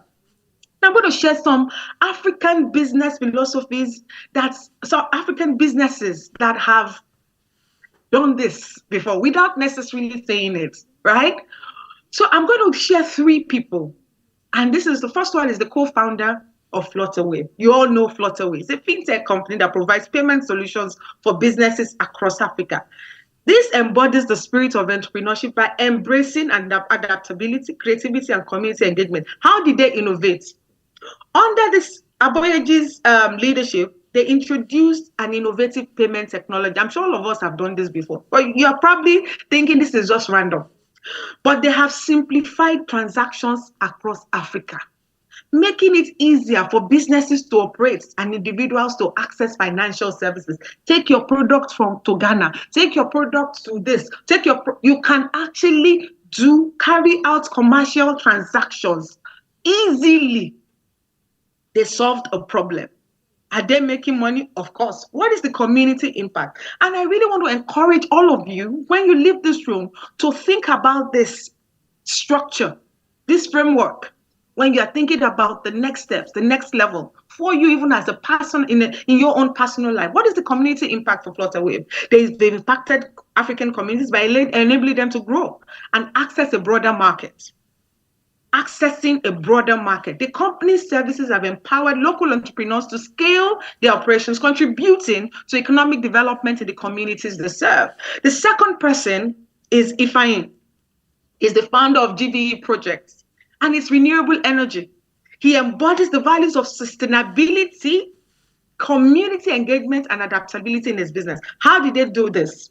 Providing sustainable clean energy to underserved communities in Nigeria. There's a particular another organization, Solar Sisters. The same solar energy, but it's now just driven by women. And you know how critical women are, in development and in providing for households and looking after family and being able to create value for their families. So Solar Sisters, you can also Google it, the same thing. The same traditional African philosophies, solving problems, and also invariably you will make money. But you have to think about what it is that you are trying to do. You have to innovate from a problem point of view, turning them into opportunities. This company has transformed their lives, so many lives in the rural Nigeria by providing them with access to reliable, affordable electricity. A lot of us complain there's no light. Somebody is doing something about providing light. It's about how you spin it. It's about understanding and being able to innovate even when we have a challenge. And one of my favorites is Ijeoma. Ijeoma is an amazing woman. And she's the founder of Bubes Food. If you hear her story, it's incredible. Pap. They call her Onye Wanyakamu. Yeah, the woman that sells the Ologi woman, right? Yeah, and using her adaptability and creativity and commitment to community engagement. Idioma's innovative product line includes Bubes Pap. There's an instant cereal. There's a smoothie, natural food yogurt, and they are really not just providing nutritional needs for families in Nigeria. In certain stores in America, in the UK, you will find her product. She's not only providing healthy food options, but also sourcing raw materials locally, supporting local farmers. Her business creates jobs and contributes to the economic empowerment of our community by promoting healthier lifestyle. Now, how do we overcome the challenges, right? Because you're reading, how do I fix this? How do I reset? How do I do this? So what I've done is I've taken the mental obstacle and put in a strategy to assist. Yeah, the fear of failure. All of us, we have it. All of us, we have the fear of failure, right? It comes, it disappears, but understanding that even when it does spring up, immediately what do I do with it? I embrace this concept of Ubuntu, which emphasizes collective support and learning from failures. Understand the setbacks are part of the entrepreneurial journey. I lost money. I sat with the amazing Mr. Udeme Ufot, on a program sharing journeys of an entrepreneur, and he was sharing with me how the business that started with 60,000 naira lost 60-something million naira, that he nearly died. In his office, he wanted to die. Like, where is he going to get the money? 65 million in one day. He had to go source for help, talk to his people, talk to his friend to see his friend. And he said the guy bought him beer and told him to drink. He said, what do you do? He said, how did you get here? Learn from the setbacks. What are the errors that we made that made you fail? Then when things start working, they said, how did you now get into, how did you have the success that you've experienced in the journey? You have to remember how you got there, because if you did it once, it means that you can always do it again. But now you learn from the failures and then you adapt. We all lose money, we bounce back. We learn from it, we stand up. It's about learning from mistakes. If you refuse to do anything, there's nothing for you to learn from, and you will probably never move, right? The second thing is risk aversion. Some of us, I cannot even put my money in Kidiko. What happens? No, it's about understanding that if I have, like I said, don't be reckless. If you have not done the due diligence of counting and doing your numbers and understanding whether this thing is going to be profitable, it is risk-taking is with calculated measures, it's calculated risk. Don't go and enter things and say, they say we should be we should try. No. You have to have a comprehensive business plan that outlines potential risk and mitigation strategies. Lack of resources is everybody's song. We don't have access to finance. We don't have this. We don't have that. Start small. That's what Harambee is telling us. To overcome the resource risk constraints, start small. Leverage available assets.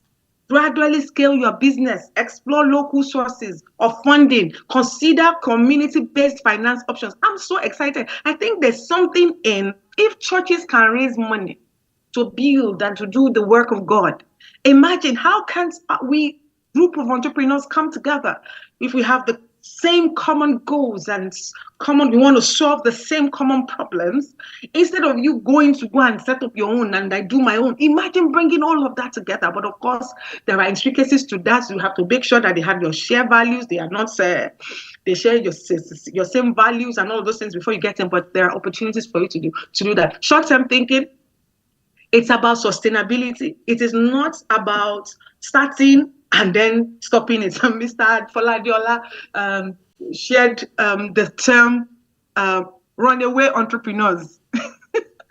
If you're a runaway, let me just try this thing. If it doesn't work, no. If it doesn't work, you go back. Because already understand that in my trajectory, what I've outlined, there are going to be challenges. I will create a roadmap. Yeah, but that vision is so strong. It stays focused on the bigger picture. If you walk into my office, the vision is right there. I said I'm going to go back. I'm going to just sit in front of that vision. I just sit down and just stare at it, understanding what it is, so that I don't forget. There are challenges, but see where I'm going. Resistance to change. You have to be able to adapt. You have to, and that's what Harambee also says, lack of confidence, overemphasis on profit. I've talked about that. Then isolation, leverage the sense of community promoted by African philosophies, build relationships with other entrepreneurs. There are so many networking opportunities and platforms that actually deal with that. The people that I'm collaborating with in Côte d'Ivoire, I met at a women's conference in Dubai, right? So you understand? And I'm not saying all of us must go to Dubai. No, I'm just saying, yeah. Before I say this, they say we should go to Dubai. No, that's not what I'm saying. What I'm saying is that it is from going into networking opportunities. That's where I found this kind of collaboration. Now I am concluding. What are the things that we need? Values of African business, philosophies, interconnectedness, collaboration, well-being, resource sharing, adaptability, creativity, resilience, traits of an entrepreneurial mindset, aligning with African philosophies. It's about community and understanding social impact. You collaborate, collaborate, have business models, sustainable practices, and of course, resource pooling. Innovation, we've talked about. Community engagement, we've talked about. And imagine that one day we're going to talk about your own story. We're going to share your case study.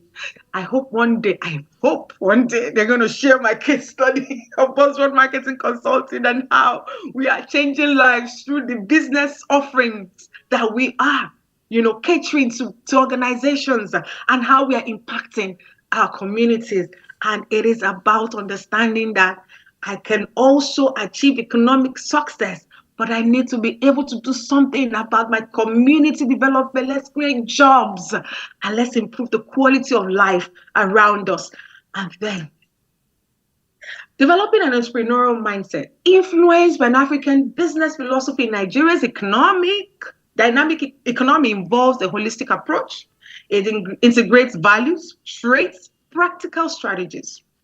Entrepreneurs who embrace this mindset can create businesses that benefit both themselves and their communities, fostering economic growth and social well-being.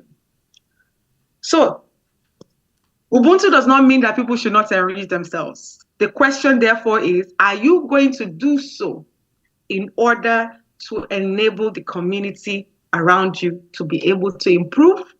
That's it from me. Thank you very much.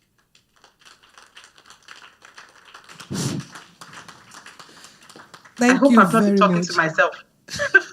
No. We followed all through. We heard you clearly, and we saw all the slides, ma. Thank you so much. Thank you. God bless you.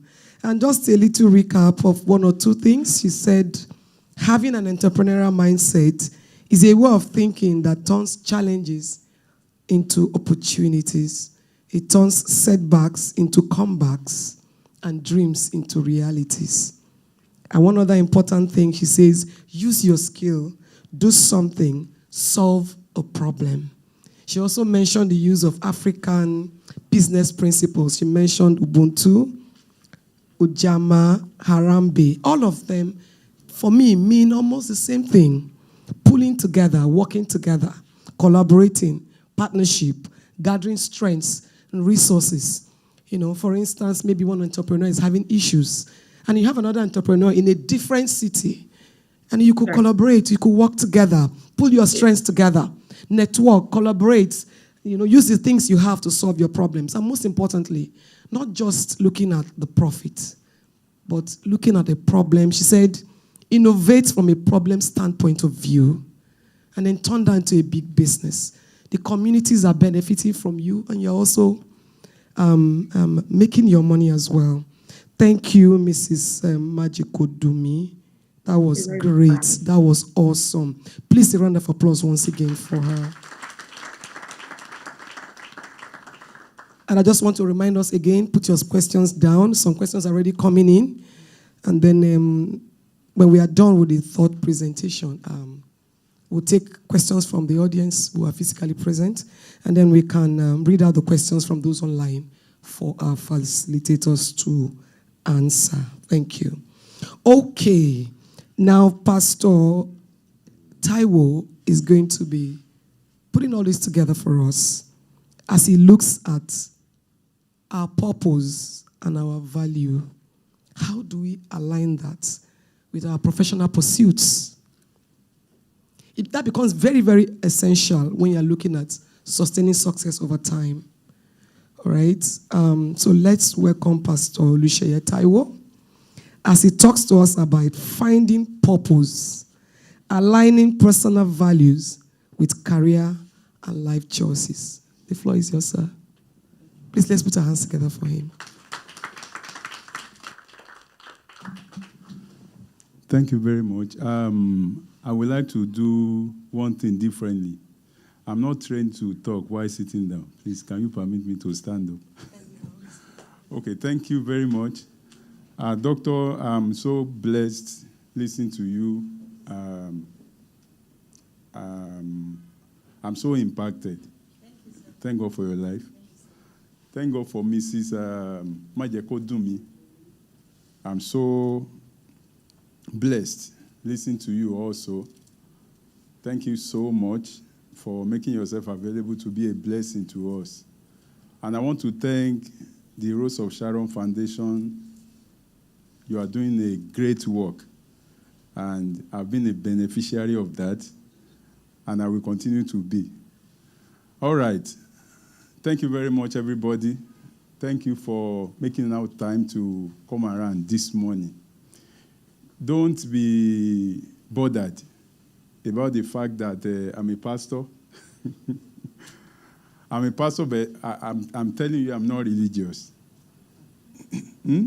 It's one thing to be a pastor, it's another thing to be religious. I'm not. And whatever your background is, I know we have a common ground, which is God. I heard a young man talking some times ago. He's a confirmed cultist. Everybody knows. But he was trying to make a point, and he said, to God who made me.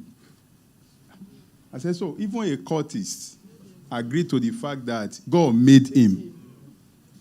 I said, so I can easily connect to him. God made you, God made me, then we can be friends, even though you are a cultist and I'm a pastor. So, talking about purpose, this microphone in my hand is a product, isn't it? Somebody manufactured it. But I want to ask a question. The purpose for this microphone and this microphone, which one of them existed first?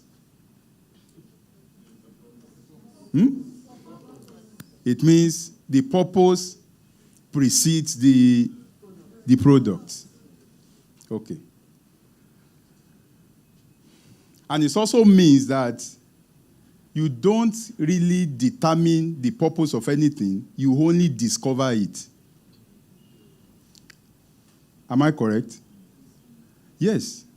If the purpose has been before the product, then when you handle the product and you want to know the purpose, you don't determine the purpose, you only discover it. Because the purpose was there even before the product came forth. So let's go back to the word of the cultist that said, to God who made me. If God made you, there is something in his mind before he made you that needs to be discovered. If he made you, there is something in his mind that needs to be discovered. A young man entered into trouble by the virtue of who signed him. It's a popular story, the most trending story now.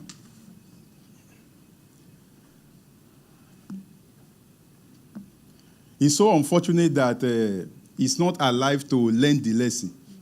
But thank God that we can always learn the lesson.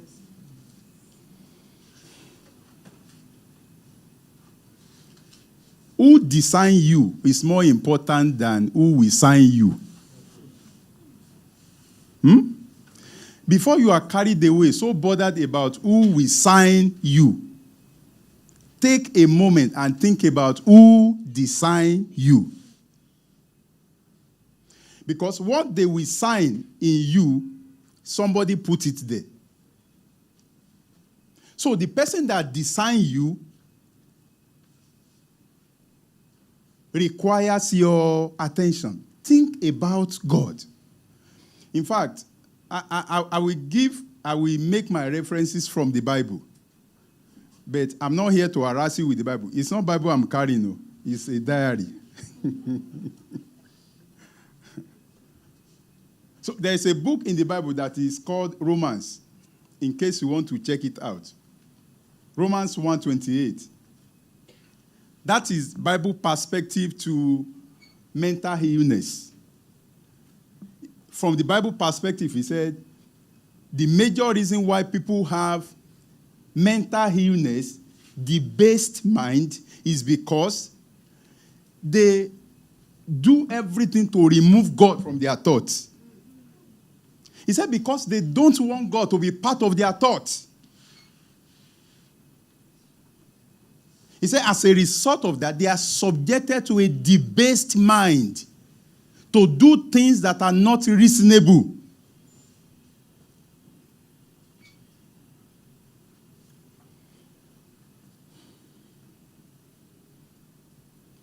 Now, another reference from the Bible. A group of people came together And at the entrance of the auditorium where they were gathered, there was an inscription at the entrance. What is the inscription? It says, "To the unknown God." To the unknown God. We perceive there is a God. You can't but perceive that there is a God. You don't even need to look too far. Just look at yourself. Look at yourself. Get out there and look at the sky. Look at animals. Just observe your environment.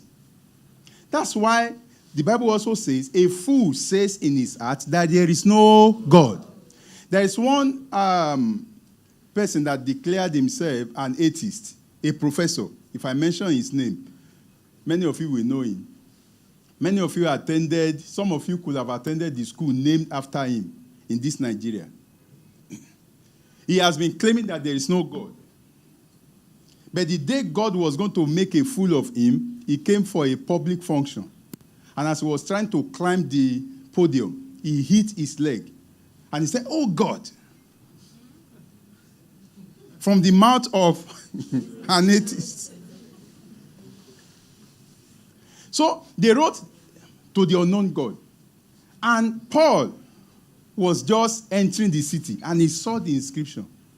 And he said, "To the unknown God." It means these people perceive a God that they don't know. So let me help them put this God in perspective.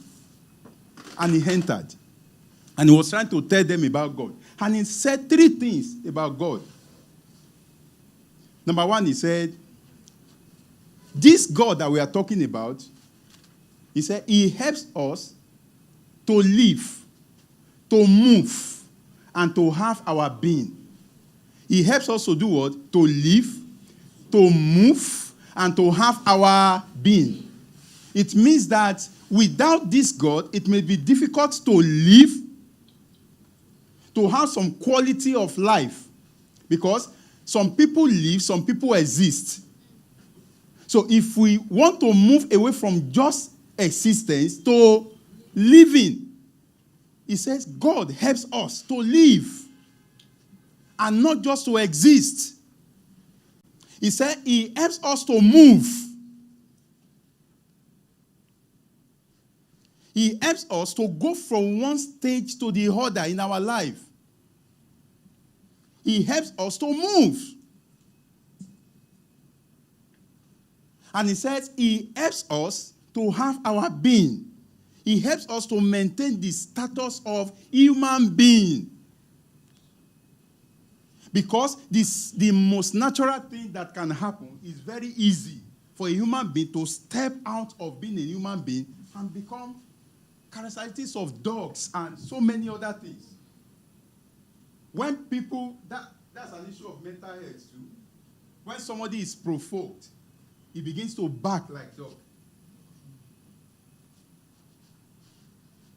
In fact, this popular inscription that you see on people's gate, "Beware of dogs." If not that, I don't want to open Bible. And I constrain myself not to bring my Bible. "Beware of dogs" is in the Bible. It's from the Bible they brought it out. Beware of dogs. But it's not talking of bingo. And it's not talking of a jack. Whatever names you give to your dogs. He's talking about human beings that are disconnected from God. If you write God, G-O-D, we are created in the image and the likeness of G-O-D.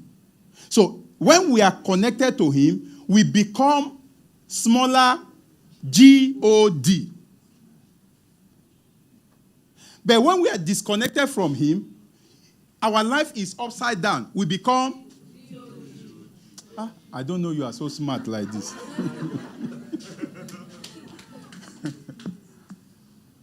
So Paul is talking of people that are disconnected from God, whose G-O-D has become D-O-G.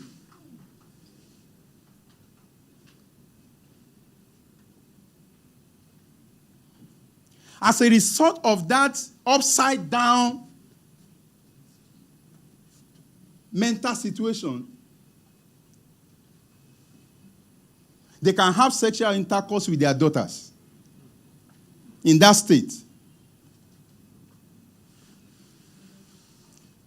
In that state, a lot of sexual perversions can come in when somebody is in that state. One of the professions that I respect so much, thank God for Dr. Naya here, is medicine. I was trying to play some games to lure my daughter into it. But at the time, I gave up. Because I didn't want to work against the plan of God.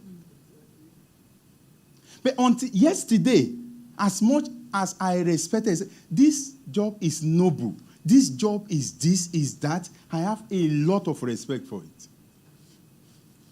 But the chief medical director of a state in Nigeria, a fresh news just yesterday, on the issue of side chicks, beat his wife till she passed out. Beat his wife because the wife caught him in the affairs that he was having with side chicks, and beat the wife to stupor. The wife passed out.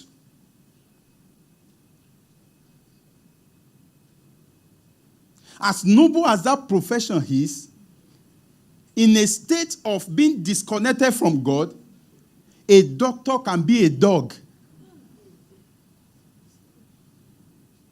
and a bull.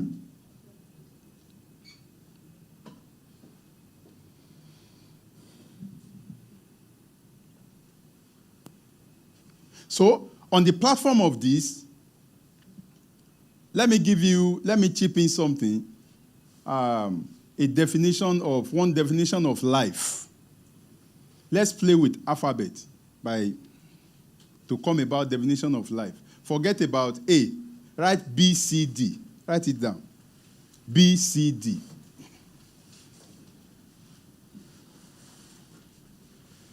Underline the C. Mm-hmm. So that gives us a definition of life. Life is C in the middle of B and D. Who can help me to complete it? Who can help me to put flesh? I've given you the skeleton. Who can help me? Okay. Oh, birth and death. Oh my God. Oh my God. What can I use to reward this smart lady? So life is series of choices we make in between birth and death. And I know you won't forget that. So when you are making choices, you know that life is all about what? Making choices. And there is no choice without consequence. So, on the basis of this, we have three types of people in connection to God. We have three types of people on this earth. Number one, I frame it that way.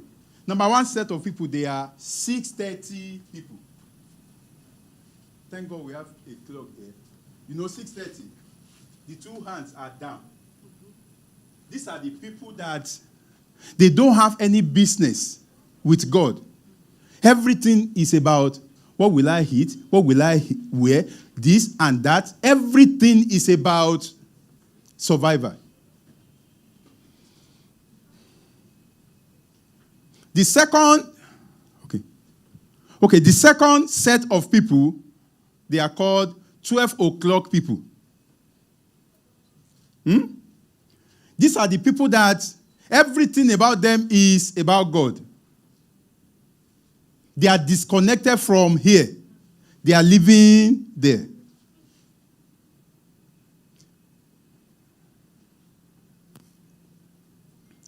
They are so God conscious that they are earthly useless.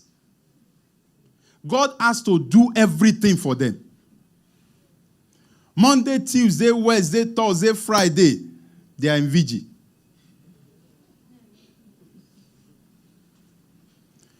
Everything has to happen through God. They have no responsibility. God has to touch the heart of somebody to do something for them. It's all about God. They are so irresponsible, God has to be responsible for everything. But the third category, they are what? 6 o'clock people. As much as they are connected to God, they are also well connected here. They receive help from God, but they are fully responsible. They will not try to do. They will not, ask God to do anything that is possible for them to do.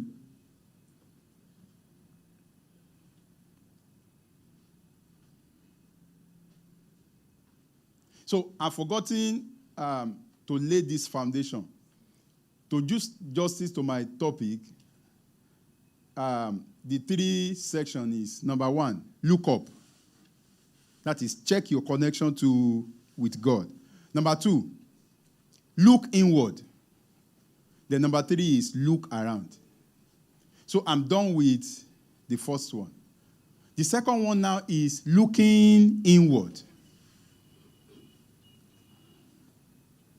In connection to purpose, looking inward. When you look inward, you will find out about 2 things that God uses as a pointer to his purpose for your life. Number 1 is your values. And number 2 is your potentials. Number 1 is what? Your values. Number 2 is what? Your potentials. About values. Nobody is born with any value. Values are not inborn, values are imbibed. Can somebody say that after me? Imbibed.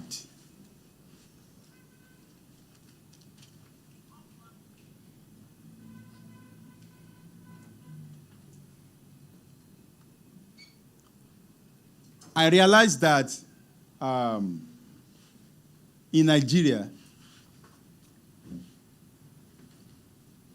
we have tribes and ethnic groups that are very rich in values. For example, what summarizes our values, our belief in values as Yoruba people, is what is called Omoluabi.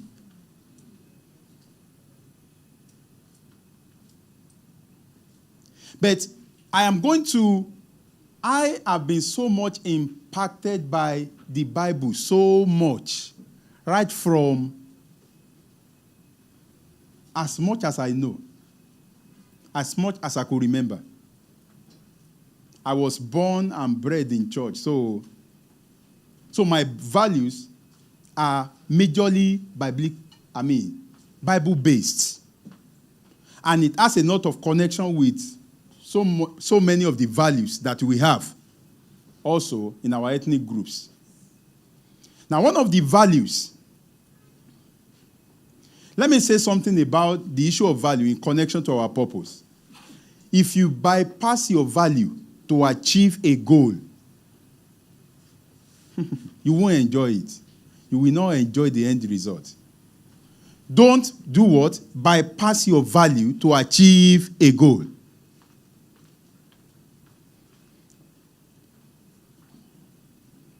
One of these betting outfits, the owner of the betting outfit, the man did not have just a shop. He has chains of offices where they are doing betting. He is the owner of one of the outfits. He just closed up the betting outfit. The man has made billions from the business, but he closed it up because he realized that the lives of all the people that are patronizing him are not improving in any bit. He said all of them. He said he could not, thousands of them. He said he could not unpick just one of them whose life has improved in any way by patronizing him. And so, though he was making millions, billions, yet his conscience will not allow him to continue with that kind of business. So he adjusted and is finding a way to empower those people like this, after brainwashing them to begin to pursue the right vision. Then he empowered them with money, with grants. Because if you bypass your value to achieve anything, you can have success, but you will not have good success. You know, success is a common word. But it's only the Bible that separates success from good success. It means there is something different about it. You can have success after you are divorced 7 times. People can still call you successful. But the Bible attached good to success for us to know that there is a difference. If you bypass your value to achieve anything, you may have success, but you will not have fulfillment. There is something that is called what? Fulfillment. You may have happiness, but you will not have joy. Happiness is from the word apne. But joy is something that is stable, constant, and continuous. Are we together this morning? Yes, sir. Or this afternoon, Abby? Okay. So, one of the outstanding value that we need to build in order to achieve the purpose of the Creator of our life is what is called integrity. Let someone say integrity. The Bible says the integrity of a man will preserve him. The integrity of a man will do what? Will preserve him. The integrity of a man will preserve his business. If you see businesses that have spanned over 100 years, do you wonder how a business can sustain? The person that started it has gone. He pass it on, and the business is getting stronger and stronger. The Bible says integrity is one of the things that preserve. And the word integrity is from the root word called integer. If you are familiar with mathematics, integer means whole number. Numbers without decimal points. Because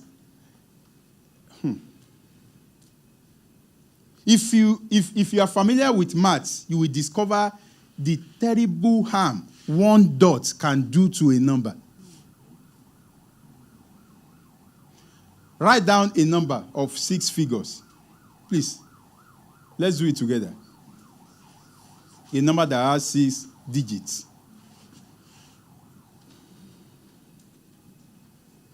Write it fast. It's only 4 digits I'm seeing here. Number with 6 digits. Who is done? Who is done writing it? Well, can you tell us the number? I wrote 426400. Okay, put it together and give us the value. 42,604. Okay, 42,604. Okay. Count 3 and put dot. Count 3 from the front and put dot. What do you have left? I have 426.4.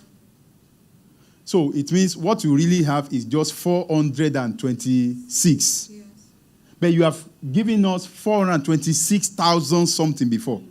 See how much the value has gone down because of one dot. Please, you can see it. And one of these dots, one of the most common dots that we deal with in the issue of integrity is lying. Is what? Lying is very, very common. Some people thought that lying is a gift of God for them. Because to them, it has bailed them out of a lot of troubles.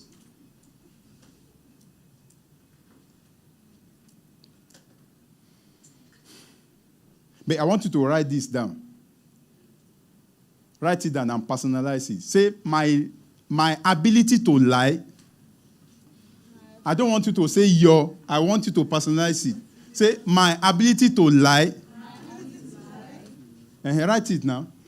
I'm not just saying you should. I want you to take it home. Say, my ability to lie, is a liability.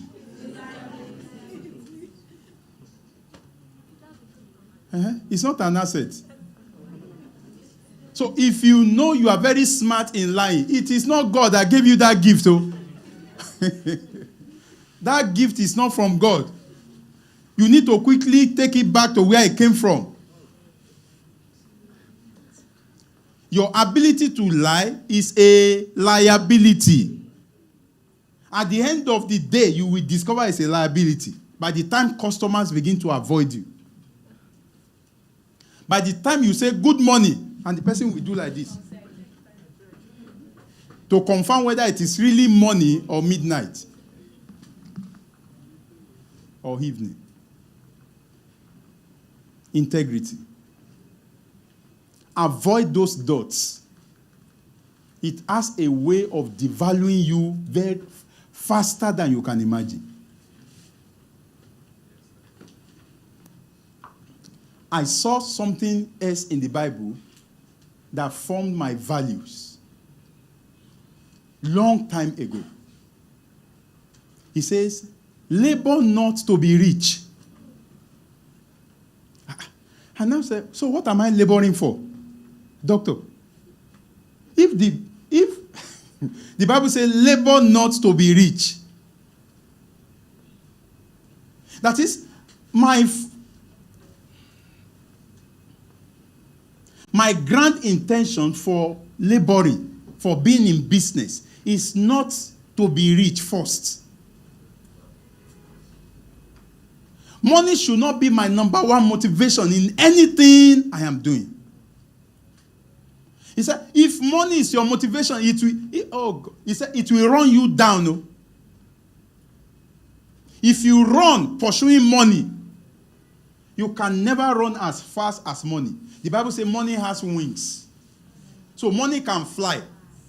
Maybe the best that you can do is to run. How can somebody run and meet up with something that is flying? So it means that the best thing is to attract money, not to pursue money. We need to do what? Attract money, not pursuing money.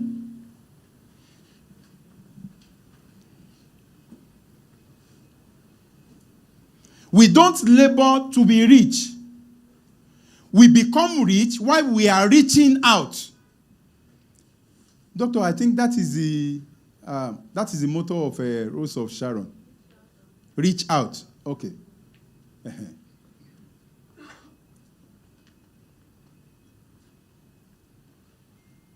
We become rich while we are doing what? Reaching out.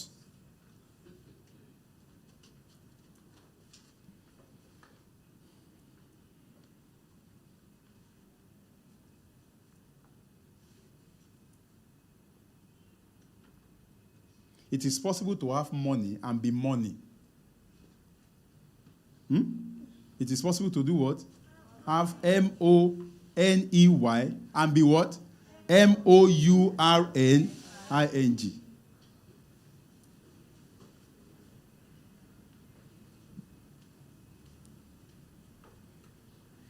So don't bypass your value to achieve anything.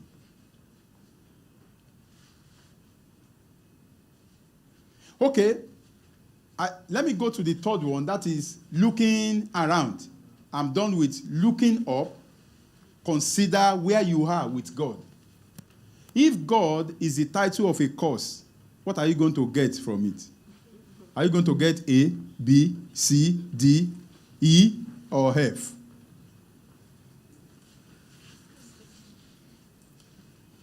Then coming down to looking inward.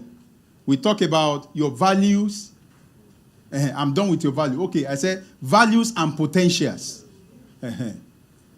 are the two things that God uses, to point you to your purpose. Now let's go to the issue of potential. Let's just do potential analysis very fast. I'm so conscious of time, very fast. I want you to write down 5 things that you can do well, at least 4. 4 things that you can do well. You know that you can do it well. Well, I will come and see what you are writing. I'm not just... We are doing it together. At least 4 things that you know you can do well.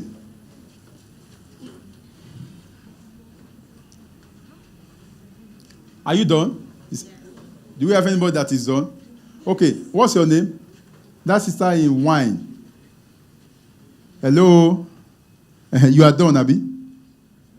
Oh, you are not done. Who is done? Okay, please. Okay, please stand up. Tell us what you have written. I wrote cooking, Mm-hmm. singing, teaching and dancing. Okay. Cooking, Singing, singing. teaching and dancing. Okay. Teaching and dancing. Is there any one of them that you consider an arrowhead that can be at the front and other one will back it up? Teaching. So if teaching is the arrowhead, so how does it connect to the other 3? Like, if teaching is the arrowhead, Mm-hmm. then I can connect it with cooking. I can teach. You can begin to teach people how to cook, how to sing, how to dance. Put your hands together for her. And every one of us needs to do this analysis because all those potentials are not there for nothing. I read in the Bible where the Bible says that everybody, we are born as an arrow. We are born as what? An arrow. To meet some targets in life. So that is the basis of that analysis. Everything you can do, look for the arrowhead and other things that support it. It will be very much easier for you to locate your purpose by that simple analysis. Are we still together? Yes, sir. Okay, now let me go to the last aspect, which is looking around. After all this is done, then looking around talks about how can I impact my society? Like Mrs. Majekodumi has dwelled so much on it. How can I impact my society through the purpose that I have discovered? Now, that will take me into something in the Bible that I call the parable of purpose and career. Matthew chapter 25, in case you want to check it out. Matthew 25 from verse 14. It talks about a master that was going on a journey. And he called his servants and he gave them talents. He gave one 5, he gave one 2, he gave one 1. And he told them, he said, go, be on the move. Do business with it until when I am back. Almost everyone here is familiar with that story. Okay. So let me start by analyzing it. It teaches us the fact that everybody has something. We don't all have them in equal measures. But everybody has something. On the basis of that, write this down. Are you ready to write? Write, please. All fingers are not equal, but all fingers are equally important.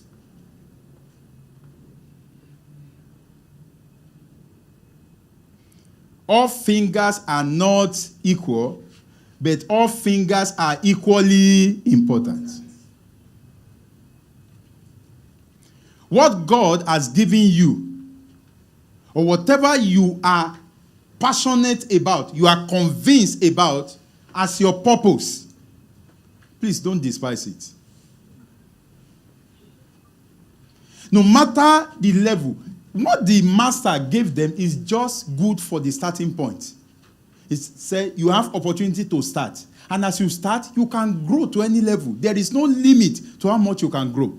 That was the knowledge that the last guy did not have, that made him to despise what the master gave him.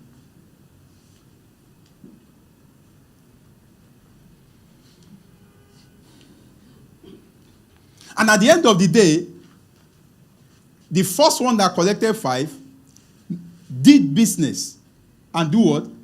And got 5 more. That is profit.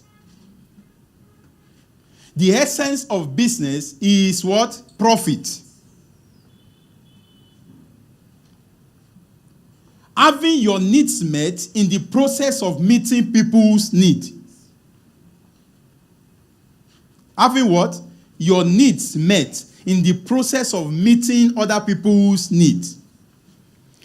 And the second person also stepped out and did business and also got 2 more. The last one despised what was given to him and went to bury it. Now, what was the assessment of their master when he came back? The first one and the second one. If it is the language of this world, if it is our current language, we say they are successful. But in the Bible, it was not successful that was used, it was faithful. In your paper, I want you to write down faithful. Because we have been celebrating successful people. But God celebrates faithfulness. So, you cannot understand success if you don't understand what it means to be faithful. English language is very intelligent. Faithful is just a combination of 2 words. Faithful. It's a state at which your faith is full. Because the reality of life is that faith evaporates. Faith does what? Evaporate.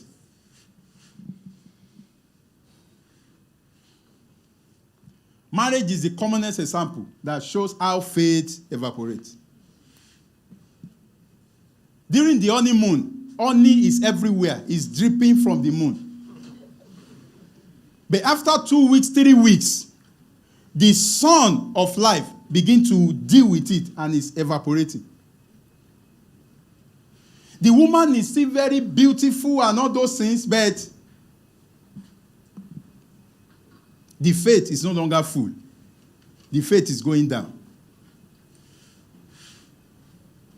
When somebody is first employed to a place of work, he will begin to celebrate. Give him, even in this economy, give him 50,000. He will go and give testimony in church.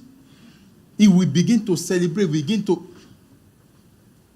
after 2 weeks, or maybe even by the next salary, the same thing that he celebrated 1 month ago, when she collected the salary, just 1 month after,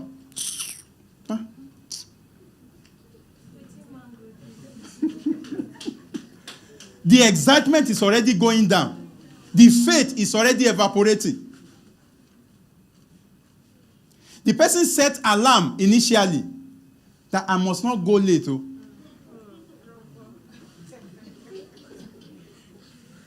But this time around, even to carry leg, to carry hand, to enter bedroom. Because it is our faith that gives us strength. to do whatever we do. So when faith is going down, it affects everything. So a faithful person is somebody that strives, that read, that consult, that pray, that do every necessary thing to keep his faith full concerning what he's doing.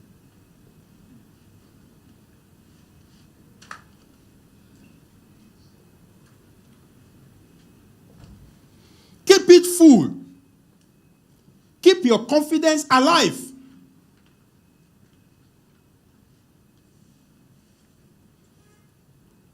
Don't let the excitement go. Remain hopeful.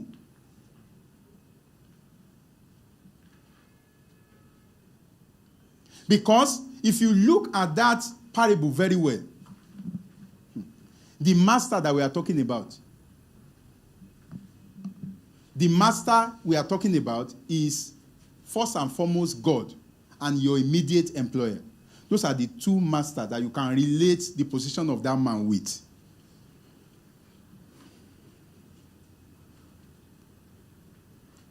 Is the master that gave them talent and said, go, I am at your back. I am interested in blessing people. And I'm interested in blessing you too. But the only way you can be blessed is when you go out to be a blessing to others. So when you see somebody that is pursuing a legitimate business, the first backing that he has is not his wife, it's not his husband, it is God. Because business is God's idea. Whether you are doing it as an employee or as an entrepreneur, business is what? God's idea. Because it's God's idea to share his goodness with people.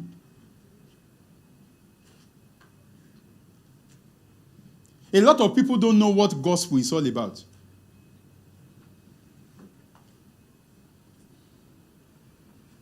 I saw somebody under the sun somewhere in Port Harcourt, carry speaker and everything. He was preaching the gospel, ignorant person preaching the gospel. The gospel is, you that is wearing hearing, God is against you. He even criticized perfume. He criticized, oh God.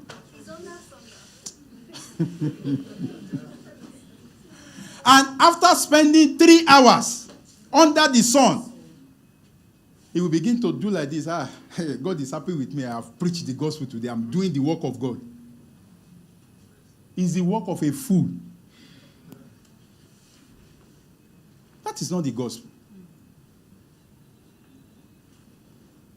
The first person that the gospel was preached to in the Bible was in the Old Testament. And the name of the person was Abraham. He said, go, in you shall all the families of the earth be blessed. He said, I will bless men and women through you as you go. So whatever your hand finds to do that can be a blessing to people, you are already preaching the gospel. And God is already backing you. Don't be afraid about it. At the end of the day, when they came to give their, to present their report, he told the first and the second one, you are faithful. Enter into the joy of your master. It means, if you want to know what joy really is, be out there to make other people happy. It is impossible. Or, let me fabricate the English. It is impossible. Impossible plus cannot. For somebody that is making people happy to be sad.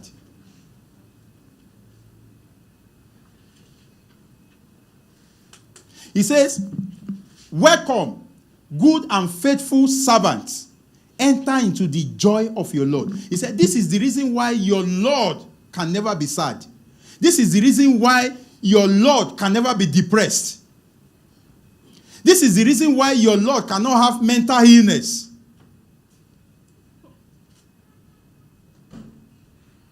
Because your Lord is not selfish. The worst business to be engaged in is the business of selling fish. Sell fish. I'm not saying, you understand?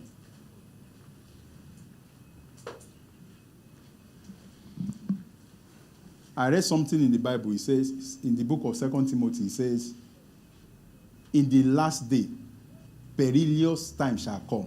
That word perilous just means difficult time. He said, difficult time will come. And he said, these are the things that will be happening, that will usher in difficult time. Or he was trying to explain the difficult time. He said, because men shall become lovers of themselves. It means that what we give birth to the difficult time is selfishness. When everybody is just concerned about I, me, and myself. Get all you can all you get, and sit on the can. And give no other person access.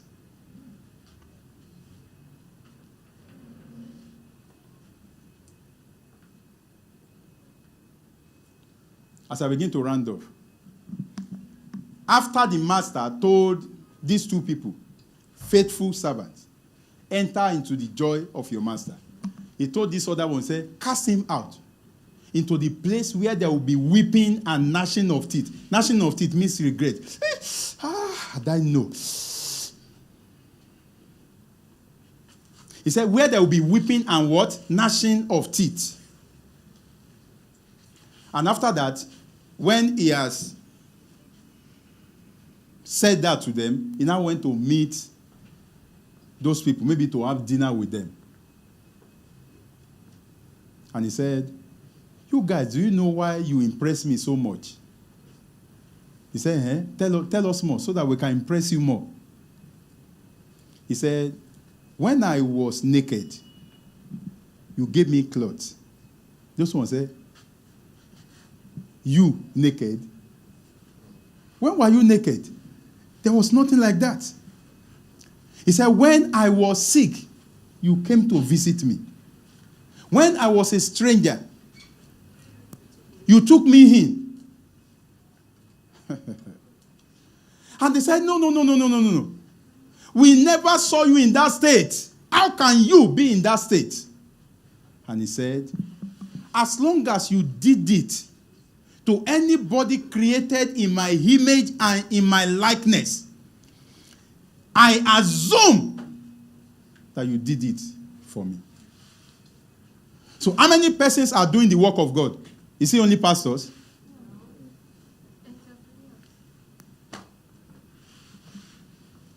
Don't ever see your business pursuit, as long as it's a legal one, legitimate one. Don't ever see it as what you are doing for yourself. See it as you are working for God. And God is the authentic rewarder. Is what? The authentic rewarder. In fact, if you are promoted by your immediate boss and you are not promoted by God, it will not show. The difference will not be clear. The real promotion is approved by God first and now carried out by your immediate boss. So in that place, we saw a list of possible business ventures that God is ready to put his stamp on. Immediately you begin to do it with the sincerity of your heart, God is already stamping it. And God will begin to open doors. He said, when I was... Are we together? I will round off now. He said, when I am hungry, you gave me food. That is food business. See, especially in this Lagos, as Mrs. Bukola said, Even if there are 15 persons on one street that is selling food, if you are convinced that that is what you can do well, that is what you can do well, go for it. You will still sell and excel.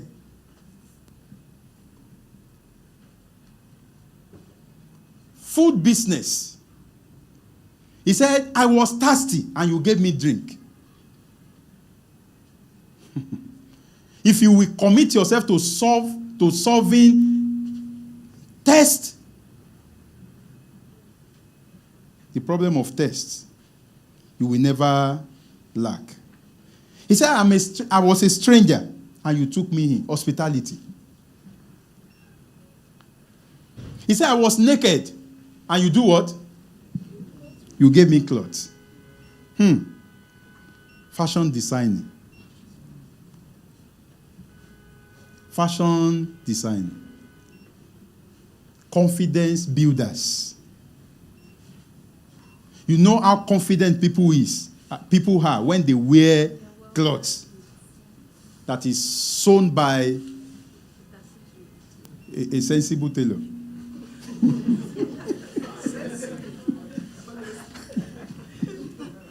He said, when I was sick, you do what? He said, you visited me. And he ended it by saying, this one looks as if he's saying, etc., etc. He said, when I was in prison. That was the last one he said. So, when I was in prison, now summarize every other thing. Every other business venture you have ever thought of that is not listed among these few ones can find its way in that last one. Picture yourself as somebody that is on the move to open the prison door for your community. Helpless people, helping people out of their helplessness. You know what it could mean. This is our fluctuating electricity supply. And you have spent so much to get a sound generator. But being sound does not mean that it cannot have malaria. And when your generator now has malaria, in the whole of your area, there's nobody that will attend to it. It's not that you don't have fuel. You have fuel, you have oil, you have everything. But there's nobody that can attend to your gen. You now suffer for like 7 days. Because sometimes NEPA can travel. And the person that is in charge, maybe is admitted in the hospital or went for August meeting. Because I wonder why it is possible for an area not to have electricity supply for 7 days. So all those things happen. You know, I said electricity is what determines whether a place is a city or a village. That's why city ends electricity.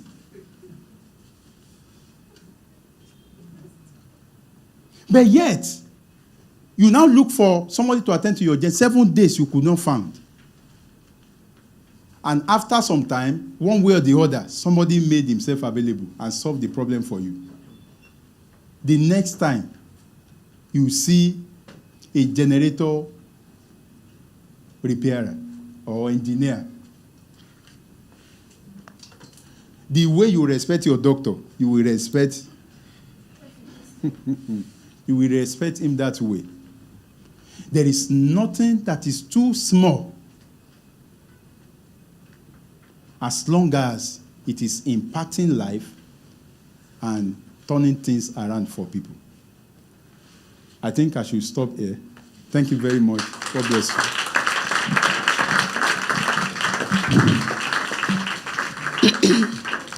Thank you so much, Pastor Taiwo. That was wonderful. Thank you for bringing it all together for us. In the morning, we learned about being mentally resilient.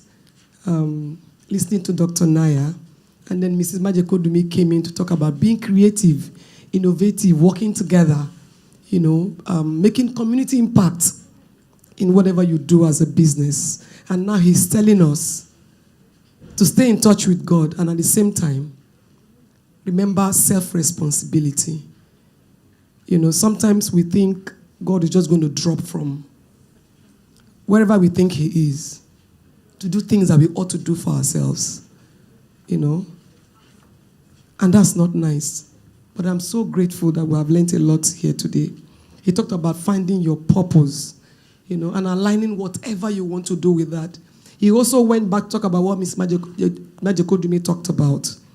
Look around your environment. What problem, what solutions can you bring?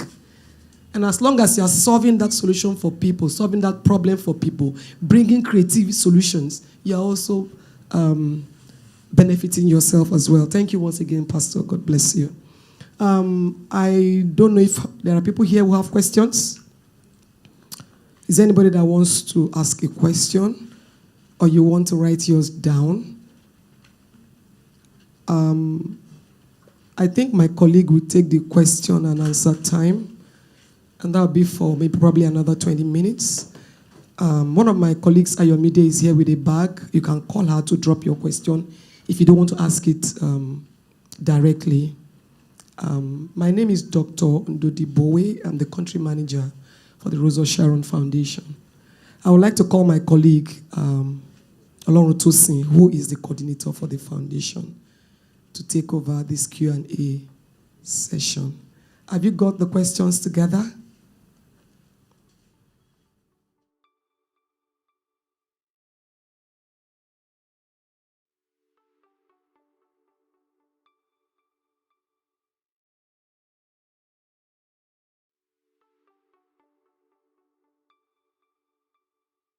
Very much. Are we back? All right. Thank you so much. Please put your hands together for yourself. You've been here for like 3 hours. Thank you. Thank you so much, Doctor. In April, I took away "it's okay not to be okay." Right? How many of you were around in April? And it's been so useful. A lot of time in the office, when I want to, I just say, "Boss, it's okay not to be okay now. I shouldn't be ashamed of that." So I was free to tell her, this is where I'm feeling. This is what is happening to me. Because it's okay not to be okay. So nobody can stigmatize me. Okay?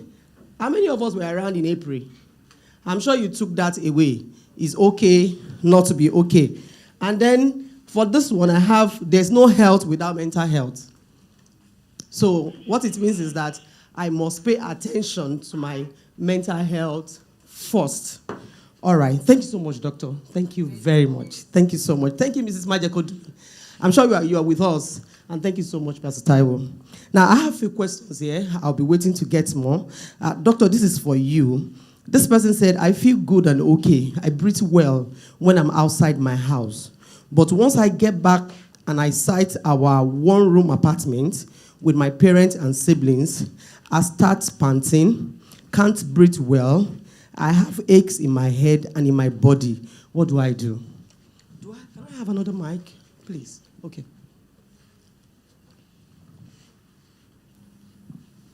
Okay, thank you for that question. The symptoms that person is experiencing looks like anxiety symptoms. I would have loved to ask some questions. I don't think that has always been the case. How long have you been in that location?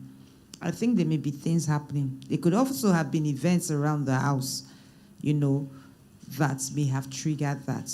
There's something actually going on, and I'll be glad if you can speak to me in private afterwards. Okay, that's a 1 million naira opportunity. To sit with doctor is not easy. So please stay behind to meet with doctor. Thank you so much for that. Okay, the next person say, in the past 2 weeks, I suddenly started having this feeling that I will be better if I stop communicating with everyone I know. Is this normal? No, it's not. What are your reasons? Why do you want to do that? That explains, it tells us more. It's okay sometimes where we'll feel like, oh, I need to take a break. If you tell me these people in quotes are stressors or they are perceived as stressors, then I can understand when you need to take a break. But if you tell me all the people you know, you want to just become incommunicado, there's something going on. Yes, and that's why you need to speak out. You know, I really appreciate when people ask questions. They're a bit more detailed, so it gives us better direction. All right. Thank you so much. Please, let's put our hands together.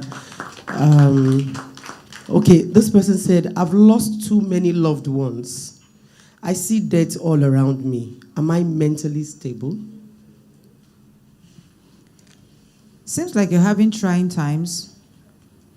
You know, mental stability varies, like I explained to you. You may just be not necessarily in the red spectrum, for those of you who are following, but you seem to be like someone who has moved from the green part and is at that amber range. I'm sure you understand what I'm saying. The pictures I showed, yes, the diagram, yes. And that just means there are things is challenging.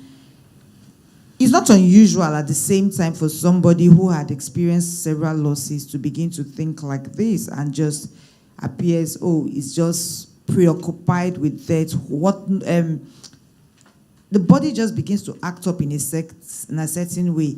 You have lost people, and your mind just begins to say, who knows who next is dying? Death is all I see. And you may actually benefit from a debriefing and all that. What that means is that you may like to talk to a professional about what has happened. Now, to know whether you're mentally stable is deeper than that. You may be seeing dead people, but we need to ask other questions to rule out depressive issues. Another thing that is important, how recent is the last death around you? Because we also know that when loved ones pass around you, it's not unusual to see them feel like there's this feeling you're experiencing them. That is within normal, physiologically. But we need to understand other symptoms and see if it is out of what is normally expected. I hope I made sense. Thank you very much. Okay, this person says, please don't judge me. I lost my womb due to many abortions, trying to help myself with just one man who promised me marriage. Now he ended the relationship. You talked about resilience. How do I bounce back? If there's one thing I do, I never judge people for their actions. And you see, life throws a lot at different people. And that leads to people making terrible mistakes that they look back and they regret some moves they have made in their lives. So for this person, what would I tell this individual? There's nothing, sincerely, there's nothing as bad. Nothing really is as bad as it looks. I have come, and I can say that as an authority figure. No matter how much your brain tells you and you feel your situation is hopeless, there is hope. You need to believe that first. I know typically somebody will think that, oh, somebody who has experienced something like this, there's no hope for future kids and all that. That's not true. There are ways around all these things. And I just think that the best place you need to start from to forgive yourself is the wrong decision. Remember when I said about self-compassion? If you don't let yourself go, if you don't learn to release yourself and admit I have made mistakes, you may just be stagnated. You may remain fixated at that point. So whoever this individual is, learn to release yourself. Forgive yourself for, in quotes, wrong decisions you have made, wrong judgment on your part. That's the first part to recovery. Every other thing will come easy. Remembering it's not as bad. You forgive yourself. Forgive other people who may be involved. And you see what? Regardless of what happens, like I said, remember when I said silver lining? Sometimes we need to find the God purpose in all this. It may just require you rediscovering yourself. It may just require you reprioritizing what is important to you. Because you can't repeat the same pattern and expect things to work differently. Maybe that has been, you have put the cart before the horse. You may need to re-strategize and change things to make them work for you. Thank you. Thank you so much. Please, let's put our hands together. Come, Sim, I don't know if Mrs. Majakodomi can hear us. All right, because I have 2 questions here for her for now. Okay, the first person said, my business concept or idea have been stolen twice by my partners. How do I trust people again?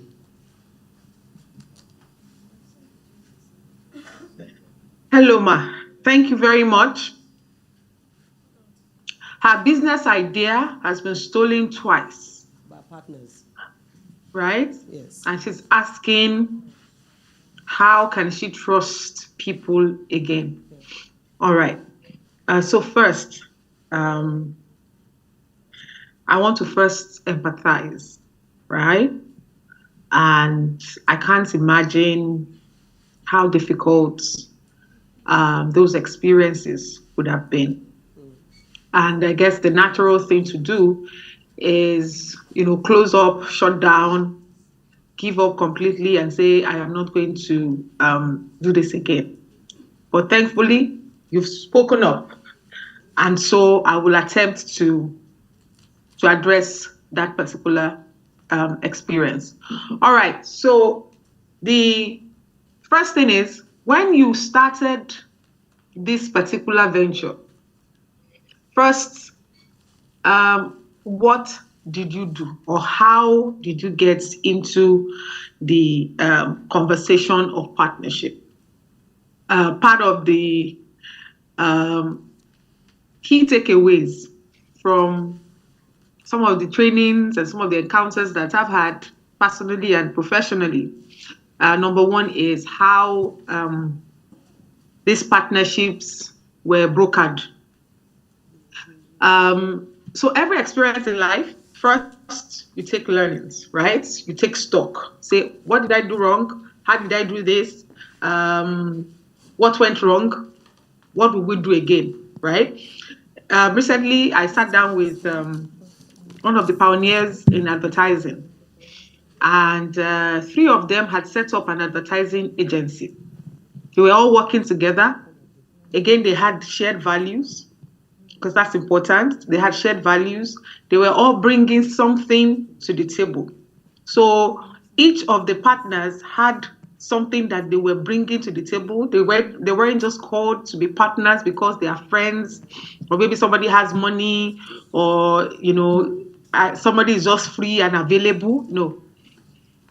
In setting up partnership with somebody, first and foremost, right, you have to understand what they're bringing to the table.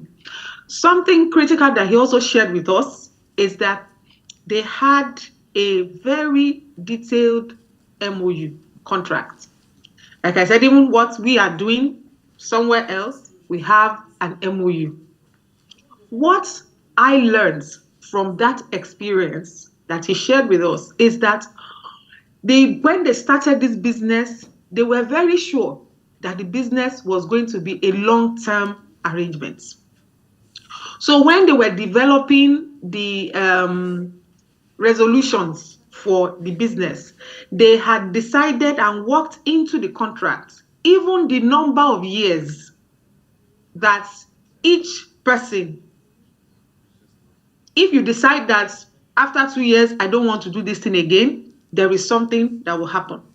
In that their contract, they said, if you leave the business 5 years before, in the first 5 years, you forfeit your shares. In next 10 years, you remain some board partnership. Do you understand? They thought about everything. And you're thinking that, I'm just a small business. These people were very young. Young, very, very, very young. Yeah, they were very, very young, inexperienced. They just loved the advertising profession. But when they were thinking about it, they were thinking broad term, long term. They were not doing it for today and tomorrow. So just as a first takeout is, when you're going to do it again, so let's come back there. So the first learning is, make sure that you write every single thing down. Have a contract. Make sure that you have all of the possible scenarios worked in. What are you bringing in? If you want to leave, this is how we're going to disengage. This is by intellectual property. You can actually, there are copyright institutions in Nigeria. They are working, they're effective. You can also do those things, right? In terms of the healing part, I'm going to just say number one, learn. And I hope that maybe Dr. Naya can also add some thoughts to this as well. I would say number one, just understand that in life, there will be challenges. You protect yourself so that it doesn't happen again. If somebody broke your heart the first time, and it comes back to you, you have to shield yourself. You have to protect yourself. You have to make sure that I'm protected. And that is what writing a contract and making sure that everybody, what they're bringing to the table is well articulated. Part of your own business or life philosophies really is you need to first have those life philosophies. What are the things, what are your own personal values? What are the things that guide you? Then the people that are coming to you, align your values with theirs. If their values do not align with yours, then you don't make business deals with such people. But I think a lot of people don't, and especially young people, you guys don't think about values. We were interviewing somebody, a young lady. She wanted to be in a business, and she had talked a lot. And I asked her, so what are your personal values? And she was looking at me. I said, what are your personal values? She said, she has never thought about that before. Well, we said, look at our own wall. Our values are on our walls. So when we are looking for people, the people that share our values are the people that we hire. Do you get? So when you're looking for partners, first you have to know what your own personal values are. What are your business values? What are the things that you will never do? What are the things that I will do? Then from there, I look for people that have the same value. Don't sign agreements or don't enter relationship with people that you don't know anything about or you don't understand what their values are, and if their values do not align with yours. But you must also have a personal value that is driving you. I don't know if Dr. Naya wants to add to the part about healing. Thank you. Thank you so much, Madam. Doctor, please. Okay, just a quick one. I agree with Mrs. Majekodumi. You said people have stolen from you twice, your ideas. It happened the first time. Obviously, sometimes when things go wrong, we don't take an appraisal of situations. I think what you can do differently is understanding, like Pastor Taiwo says, sometimes we need to look inwards and find out what are the openings you left on your own. Because it happened the first time, another person comes, they do the same. You will heal, those are setbacks, but you will bounce back. If you bounce back and you're not wiser, there's a problem. Think about it. And so, as hurtful as that situation may be, you must take away positive from it. And that positive may just be that the lessons learned, you are going back to dot the I, to cross the T's, and find out, how did I fall victim? How did this happen? You probably didn't pay attention to all these details. And then because you will have a comeback, and you're coming back and it bounce back to be better, and nobody takes you unawares anymore. So every time things like this happen, look for the lessons. Look for how you become a better and a wiser person in such activities. That's my take. All right, thank you so much. Please, let's put our hands together. 1 month for now for Mrs. Majekodumi. I'm afraid we can't attend to all these questions. But you can be sure you get answers to them. Maybe not now on our platforms, please, because we have so many of them. Our guest has been sitting for so long. You agree with me, they need to rest. Okay? All right, for Ms. Majekodumi, somebody said, at what point do you know that an idea is still viable despite many failures?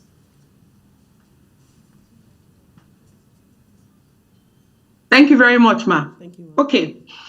Again, always going back to the very foundation, right?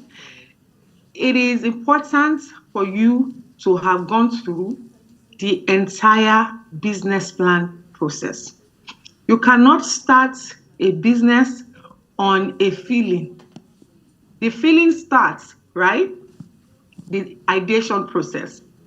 But you now have to count the cost, analyze the market. Who is my target audience? What are their needs? What is my value proposition? If you go through all of this detail, step by step, it is very, very unlikely that it will fail. Now, in the event that it does fail for whatever reason, yes, please, when they happened the first time, what did you learn? What happened? Why did the idea fail? If you want to get the right answers to this problem, you have to ask the right questions. Don't say, I failed, and then we're emotional, then we're crying, then we're looking for somebody to embrace us or give us fresh, to inject more capital into an idea that is not viable or a venture that will not make sense. So ask yourself critically, why did it fail the first time? Why did it fail the second time? And plus, if you even read in history, so many people, all of these are pioneers and inventors, they made a lot of errors, they made a lot of mistakes. Okay? So don't think that because you have made one error, that's the end of the life, right? You are in good company when you think about all the inventors. But some of the great inventions came out of a failed hypothesis, right? So it's not the end of the world. But when those things happen, they go and evaluate. Hypothesis 1, this is what happened. So after this, then this one will happen. You know, we were watching TV the other day, and there's a whole institution, billions of thousands of dollars or something, billions of dollars, I think it was $1 billion, to set up reverse gravity or something like that. So they want to know whether it is possible for gravity to be reversed. And when they finished, they said the entire institution, huge infrastructure, and they said that the hypothesis failed, you know, so they had to go back again to the process, right? They had to go back again to the process. Do you understand? So because that particular idea failed does not mean that is the end of it. We go back to the drawing board. I hope that helps. Thank you. Thank you so much, ma'am. Please, let's put our hands together for Mrs. Majako Dumi. Thank you so much. We'll send the other questions to you so that you can attend to them. Thank you so much. Now to Pastor Taiwo, before I've already given out the questions, so I'm sure they will just summarize it and then give their response. But Pastor, somebody said here that 3 years ago, I discovered the purpose of God for my life, and I started following. But after 3 years, I discovered that my friends, they've moved ahead of me in terms of finances and influence. And then I'm about to change my mind. Can this really be the purpose of God for me? Okay, this person is saying 3 years ago, he discovered the purpose of God for his life, and he started following. It's been good. But nothing is coming in financially. He does not feel that his life is getting better, going by what is happening around him. So he feels the friends have gone ahead of him, and he's thinking of changing his mind. Okay.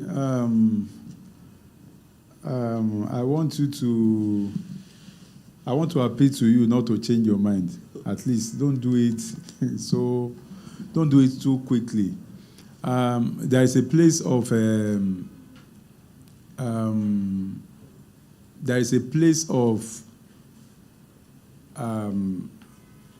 how do I put it?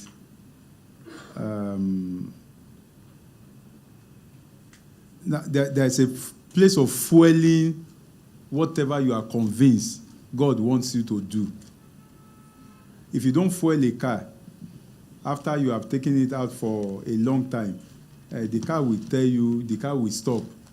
So you need to fuel whatever you think the purpose that you have discovered. And one of the major ways to do that is reading. Please, if you have not been doing that, I don't know how else a purpose can be fueled if you are not a reader. I used to say something that it requires more than one head to be ahead. More than one head. That is, only your head cannot put you ahead. You need the head of other people. And the head of other people can just be gotten through their books. Something that somebody has gone through in 50 years, he put it in a book that you can buy for 500 naira. Don't you see that books are miracles? As simple as that. So you cannot run out of steam if you are a reader. So I think I'm convinced within me that that could be the missing gap. That could be the only reason why you are feeling exhausted and you want to give up.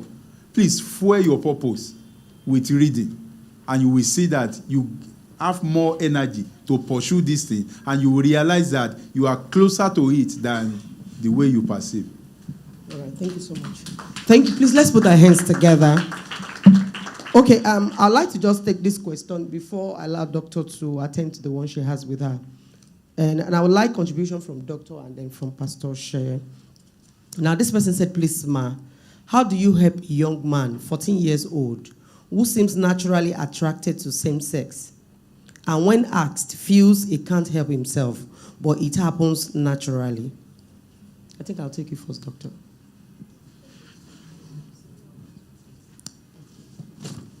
This aspect you have just raised a very sensitive issue. And I'm trying to be careful and not talk from a professional angle, not from my personal views. This claim of natural attraction to same sex at this age, that's your report of that there's a natural attraction. Do not forget that this is at the age of adolescence. This is about the adolescent age when things happen. When we have issues like this, there's a need to further probe. There is a need to further probe. You can't tell me that, for all you know, if we probe further, this person may have been exposed to sexual context prematurely. This person may have been a subject of abuse at 14, and then someone is interpreting it to be natural. Now, how do you help such a person? You are not in a position to help such a person. We are still in the early stages. Please refer to a professional, because there are technicalities involved. I have just mentioned a few, which you and I are not privy of. Do you understand? And so that's the way to getting the help the person needs. That's what you should do. Thank you. Thank you so much. Please, do you want to make a contribution to that?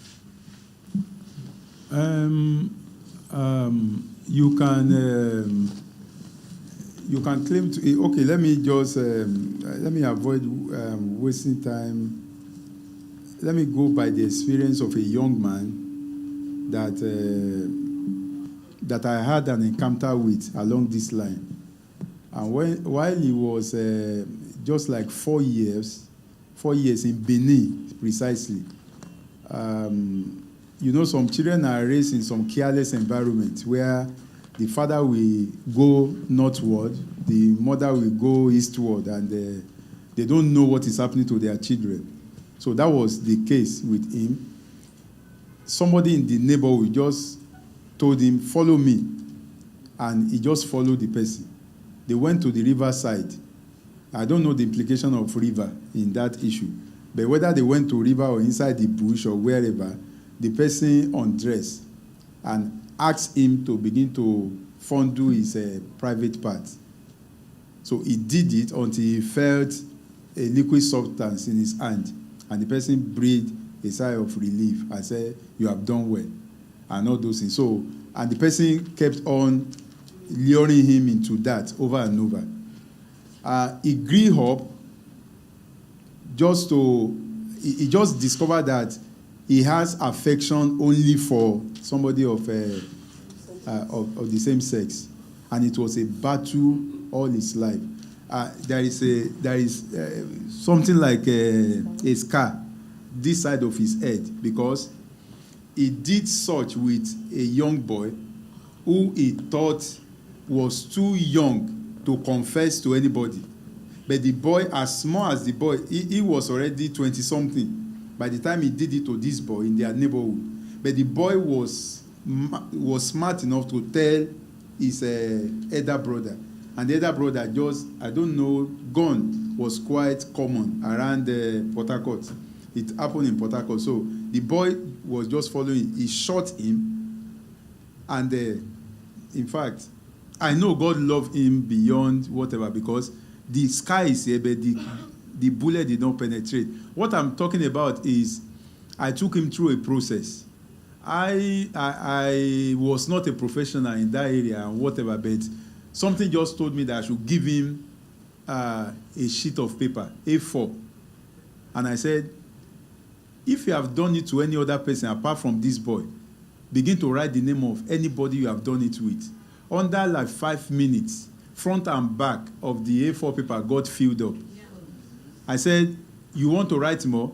He said, yes. I brought out another A4. He wrote front and back also. And how he has been able to do it so secretly that, he was always getting away with it. Except for the issue of that boy that confessed. I don't know what he used to keep them short and all those things. So in the process of writing it, he just broke down. He started crying. He said, I didn't know how I find myself in this and all those kind of things. So you can trace the beginning of his own. So there is nothing, I can tell you that there is nothing natural about it. It's an accident that happened to the person. And there's just a way to go about it. I believe so strongly. So if somebody have that case, like what doctor said, we may not just dish out solution just like that. I think it requires one-on-one consultation. Thank you. Thank you so much. Please put your hands together. We are learning so much. I have a few minutes left, and I would like Doctor to just address the questions with her. Okay, I have like 8 questions. I'll try and be fast. So please, if you wrote some questions directed to me, it's important you pay attention. This question says, is this person okay? He always talks to himself and avoid friends and can always listen to music with earpiece and prefers to be alone. Now, we all may talk to ourselves occasionally, but if this individual persistently talks to self, also avoids people, there may be something wrong. And that's why sometimes he needs to speak to a professional. And trust me from experience, when I hear people talk to themselves and they wear earphone, most likely they're hallucinating, so they're blocking out others from them. And you think it's music from experience. Sometimes it's not necessarily music. They are just involved with themselves and the voices in their head. So earpiece, it's a way of blocking us out from them. The next question says, what do you think is the major reason why people cannot bounce back from trauma? Trauma scars you. Trauma scars you. We're just talking about traumatic experience that someone would think that people are perceiving as a natural event afterwards. What's the approach to trauma? Traumatic experiences is talking about it, getting help for it, because it truly scars you.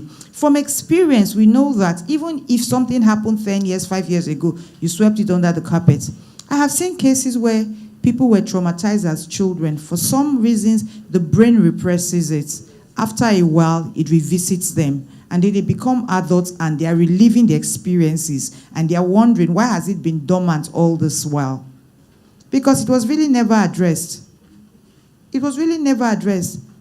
And so you need to understand that trauma is beyond the face value. Trauma could be deep-seated. And that's why it appears you are not bouncing back. Another person says, can people who are easily agitated be more prone to mental illness? Yes, yes, yes, yes. The fact that you are so agitated about things very easily, it just shows that it even makes you more vulnerable. Everything gets to you and things like that. If you've always been like that, then you need to be careful. If you just started recently, then it may be suggestive of you are struggling mentally of something else. Another person has asked that why is it that some members of a family don't notice you are depressed? I was in a depressed state for months, and none of my family members noticed until I wanted to commit suicide. And that's why I do what I do. The advocacy, the awareness. We have few people seated here. Do you know there are people who still spiritualizes everything? I thank God that there's a pastor here. Truly. And you see, I'm not surprised. Do we have homes where people are seated there and they do not even know something is going wrong? The people who end their lives, do they not have family members? The person is busy giving you signs, writing a farewell note, giving out items, and you're not thinking, why are you giving out your phone? Where are you going to? Do you understand? Some of us, the society is yet to get there, but I think the bulk of it is lack of a mental awareness, lack of information, and what fuels that is also this pattern of denial. What also fuels denial is stigma, fear of stigma. So we'd rather be in church. You want to do in church rather than you go see a psychiatrist, right? Think about it. And so even when family members know something is going, we are spiritualizing it. We are looking for, or we are believing it cannot happen. Do I still see patients who tell me, God forbid, and I'm just smiling? I say, okay, God forbid. I'm telling you that these are the symptoms. You know, yes, in the sense of it, I also wish a God forbid. Do you understand? But their God forbid is coming from an angle where they are in denial. Okay, God forbid, I have symptoms. Doctor, what's the way forward? How do I help myself?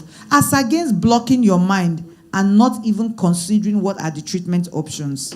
So we've tackled this. And then this person says, how do I cope with getting angry whenever someone, I don't know what that means. Okay, whenever someone provokes me, I'm always shouting at people that gets me angry. And when everything is calm, I begin to regret my action, and it happens all the time. Why? If this has been your pattern of reaction before now, you see, we don't take symptoms out of context. If you tell me something has happened, you know, all those things I broke down, there's a history I want to know. If you come and tell me that Dr. Naya, someone has been talking to herself, I'm going to ask, what's the history? How long has it happened before? There are things I need to know. So every time there's a symptom, because before we even make a diagnosis, there is a time attached to it. So this person who says he's always getting angry, shouting at people, what is important to me? Have you always been like this? I want to know about the personality. Are you temperamental? Are you quick to getting angry? It's a pointer. Or you're telling me that, no, Dr. Naya, I've not always been like this. You know what? In the last 1 month, it's been like this. If that's what I hear, how you've moved from who you used to be to somebody who is irritable, and the fact that you get to regret after it, it tells me that this may truly not be your personality. It's pointing more as recent changes. How do you avoid this? You need to talk about this. It's good to own up and say, I feel this way. And when you do that, you must have a way you remind yourself and say, okay, I don't want to do this. Maybe I'm quick to respond to people. Maybe I just need to walk away. Maybe I need not to respond so that I don't shout. That's understanding your emotions and being able to regulate and manage it. Another person has asked and said, to have a mental illness, how do I handle all the matters relating to finance? Because the person I married earlier, which I'm now separated for, is not financially responsible to me or our only son, who is 12 years now. I handle accommodation, feeding, school fees, and all alone, though I plan to remarry. In as much as the marriage comes with a bit of security, I don't believe people should go into marriage looking for people to pay their bills.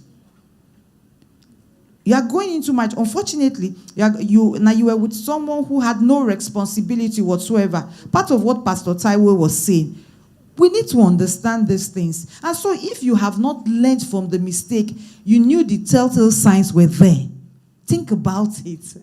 This person you were married to, you saw, some of us, we see these signs and we don't take it seriously. It has happened. That's an opportunity. You are trying to bounce back. It's an opportunity to have recognized the red flags and say, I will not fall into the same trap. You're already working. Now you seem to be footing all the responsibilities. Well and fine. Keep up at that. But also be sure that whoever is able to feel a need to live up to their financial responsibility, and then you are going into a relationship, not because you are looking for someone to pay bills for you. I am a teacher, and there's a saying that teachers are always disciplinarians in a box, no nonsense people, and are most times aggressive. Can this lead to mental issues in the future? I mean, when I'm no longer a teacher, can I be a normal mother that is not shouting and always asking questions? It's okay to ask questions. Because you're in this climate, you are shouting and because you're a teacher. Will you go to the UK and be shouting at children? Can you people get real? Do they not still teach? Think about it. As a parent, I feel, do I need to shout at this? There may be no need. We grew up with our parents using very compulsive approaches, discipline.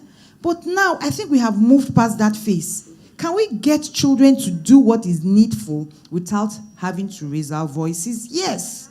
And so the focus for you as a teacher is you don't have to be in the US. You don't have to be in the UK. You need to start somewhere. And know that at the end of the day, it's also for your own good. It's making you a better person. So when you see the kids and you are tempted to shout, you may just smile and say, thank God I've changed. I'm not going to do what I'm going to do. Do you understand? Typically. Yes, we need to understand this. So you see, sometimes our society has allowed a lot of bad behaviors. Yes, bad behaviors you see in school, in workplace. Quickly, let me say this. I watched something on X where this student provoked a teacher. The teacher was teaching. These are people probably in college. So I mean people in age 17 or 16. And she threw a book at the teacher.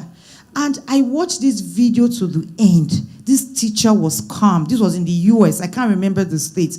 A black woman, and this was a white young lady. And the teacher was calm. The girl was disrespectful, pulled her shoes, was really throwing a tantrum. This woman held her peace. The woman just stepped aside, called the police that you would leave my class. That was being assertive. She didn't raise her voice. She said, this is my class. I will not permit this in my class. And of course, police came. Quickly, just America handcuffed this girl that was misbehaving in the class.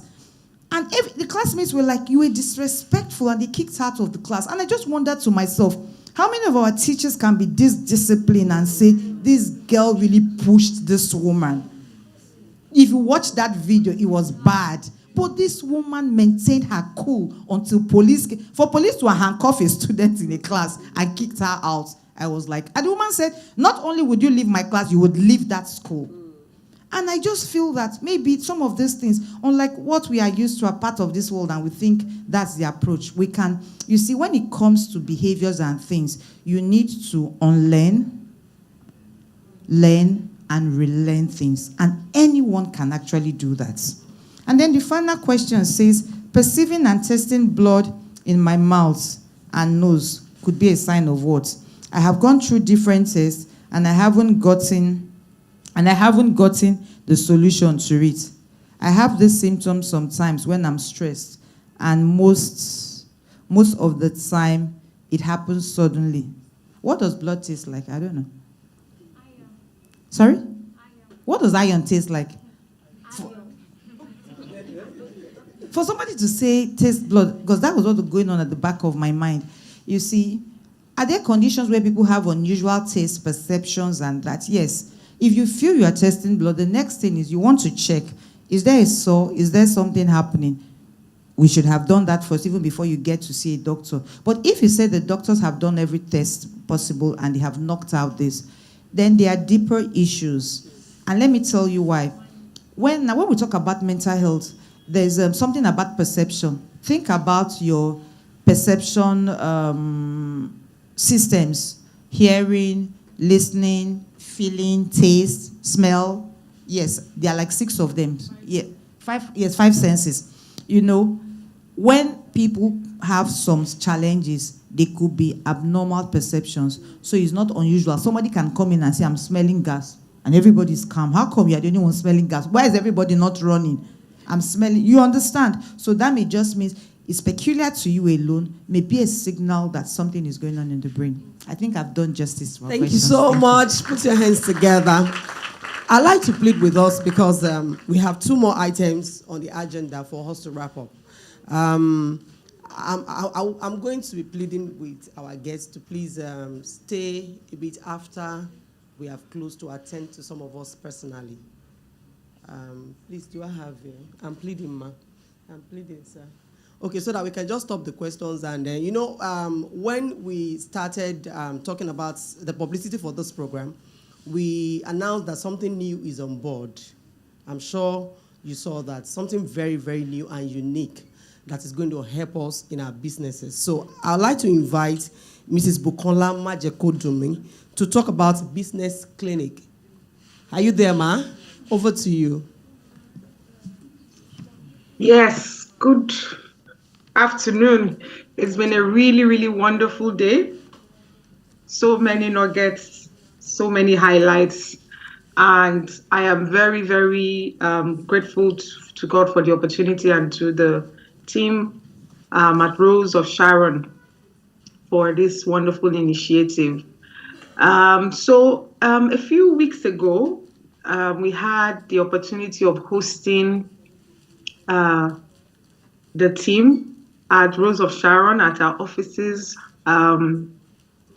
Buzzword Marketing Consulting. And so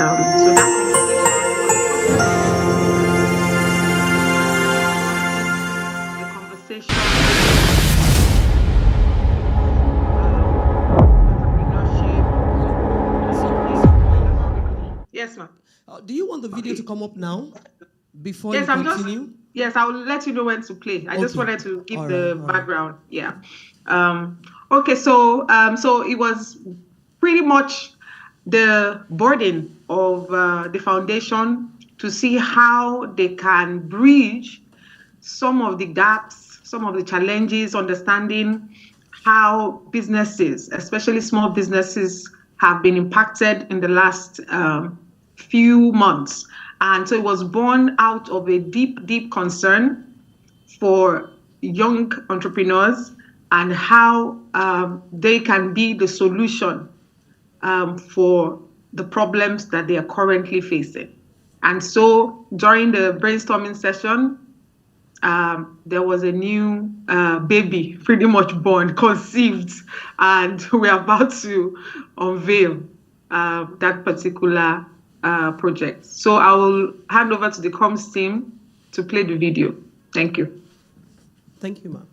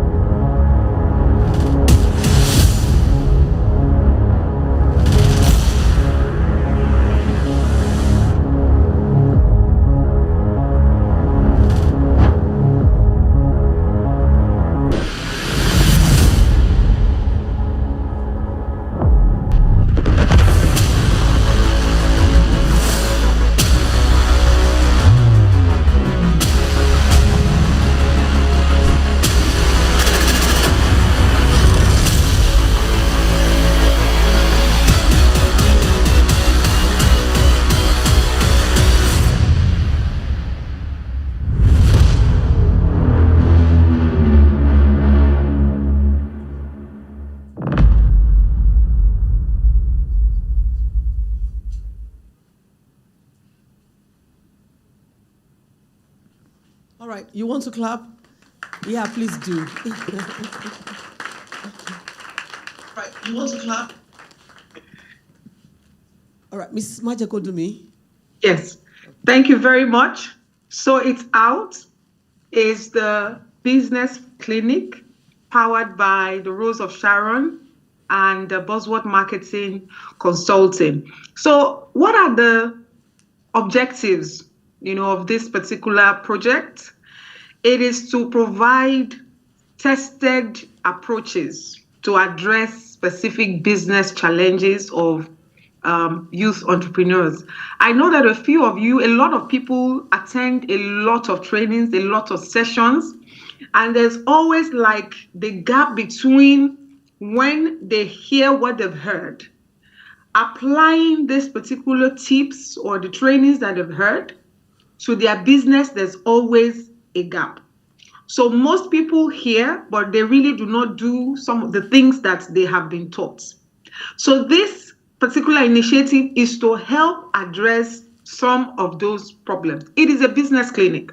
So what it is you will bring your business, the problems of your business, you will bring it to this business clinic, and there will be experts in the form of business doctors, people that have experience in entrepreneurship. They have done it. They have built multinationals. Those are the people that will be coming to assist you in walking through your particular business area that you have the problem in. Then at the end of that, there's also an icing on the cake for you, where you get to be mentored by these established, successful entrepreneurs. Now, what will qualify you to come? So this particular initiative is for organizations or small businesses or medium-sized businesses that already have an original idea. They have moved from ideation to business. They have already started their business. So it's not like I'm thinking. No, you must have started the business for at least, must have been in business for at least 1 year. You must have a specific business challenge that you want us to help you with. Then you must have also attempted some approaches, because you will see the flyer now, and you will see the link, and then you will see the details of the different step-by-step question that you are supposed to answer before you can get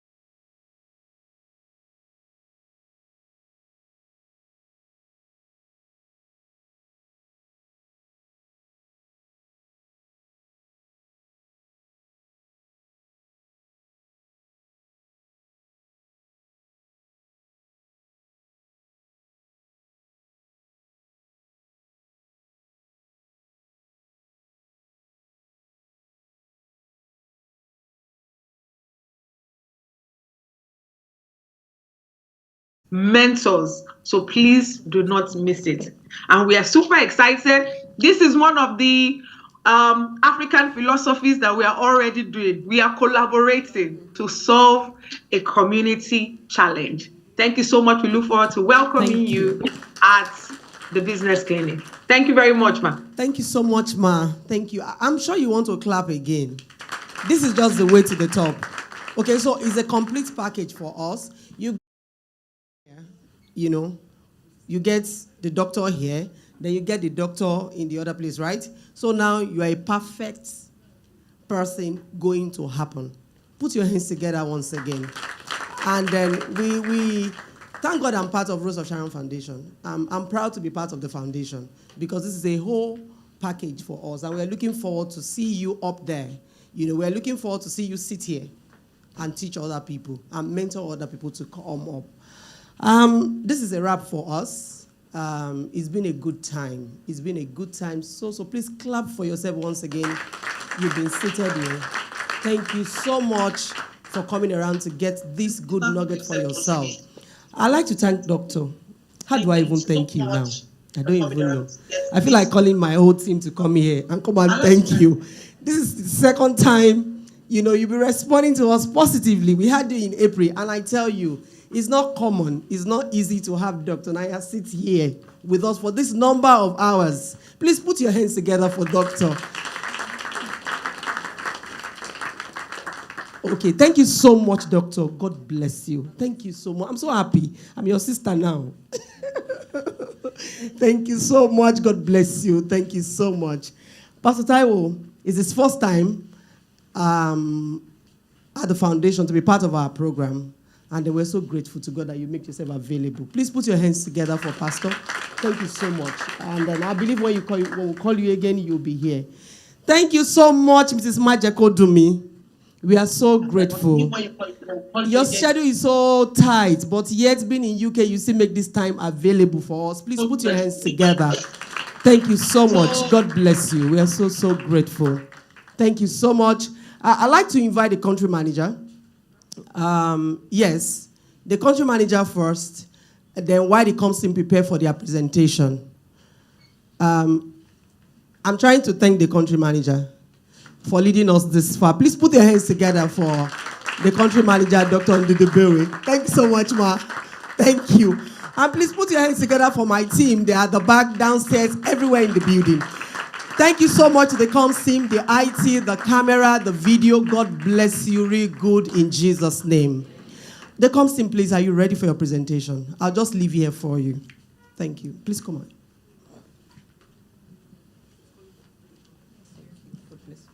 Hello, everyone. Good afternoon.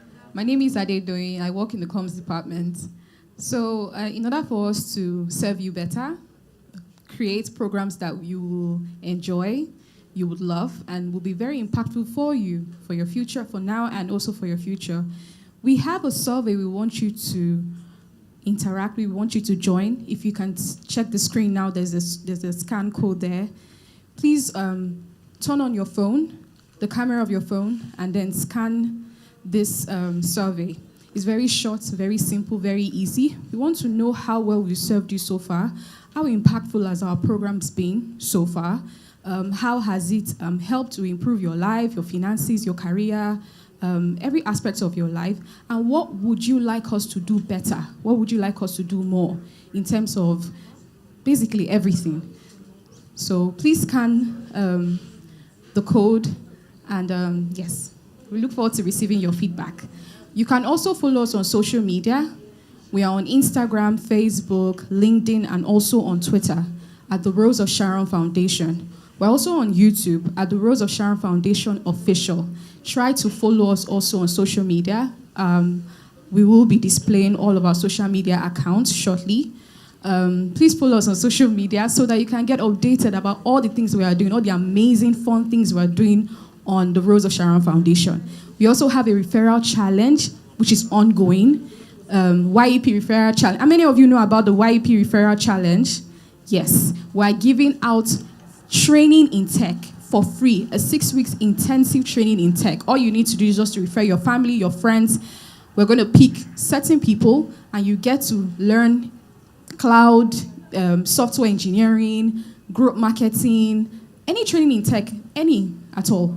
So inform your friends, tell your friends about our social media platforms, follow us, engage with us, and God bless you. Bye.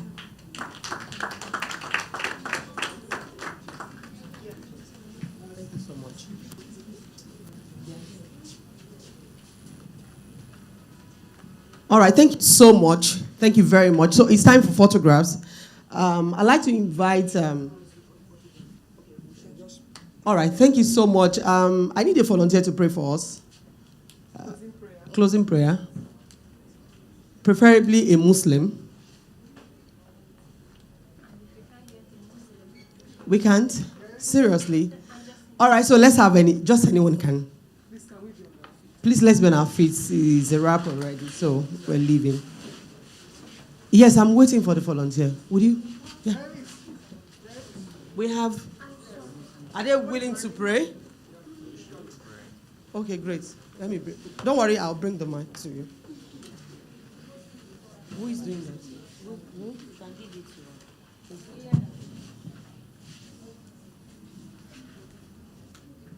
Yes, you can have it.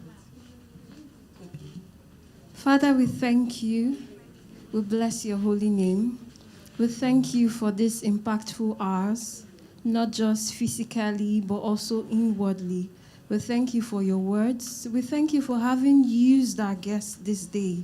We thank you for making it possible for every one of us to be here, Ale and Ati, even those online. We pray that as we go back our respective destinations, that you see us through, you direct us, you make whatever we've learned here, not just the principle by learning, but also by application.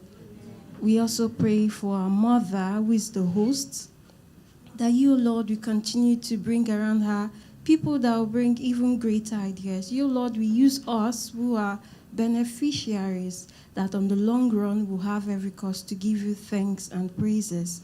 These and many more we ask through Jesus Christ our Lord. Thank you so much. Thank you very much. You want to clap? You like? Please clap. It's just okay to clap. Photographers, okay. How many do we have? Please, you can be seated. We'll just take the photographs with you two. We are going to have a section. Then if you want to see our guests, you can wait behind them. If you not, you can go downstairs and take your refreshment. Pastor, please come close.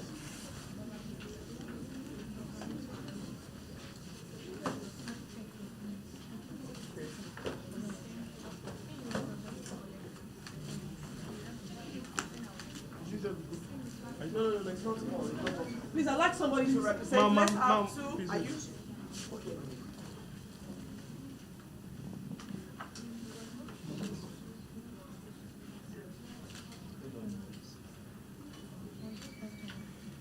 Are you good? Please, 3 ladies and 3 guys. Let me use that same language. Please join us quickly. I do know more than you.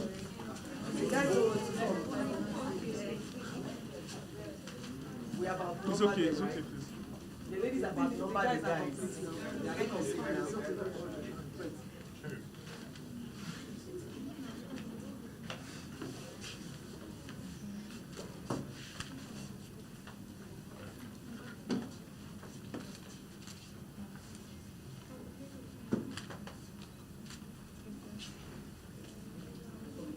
Thank you very much.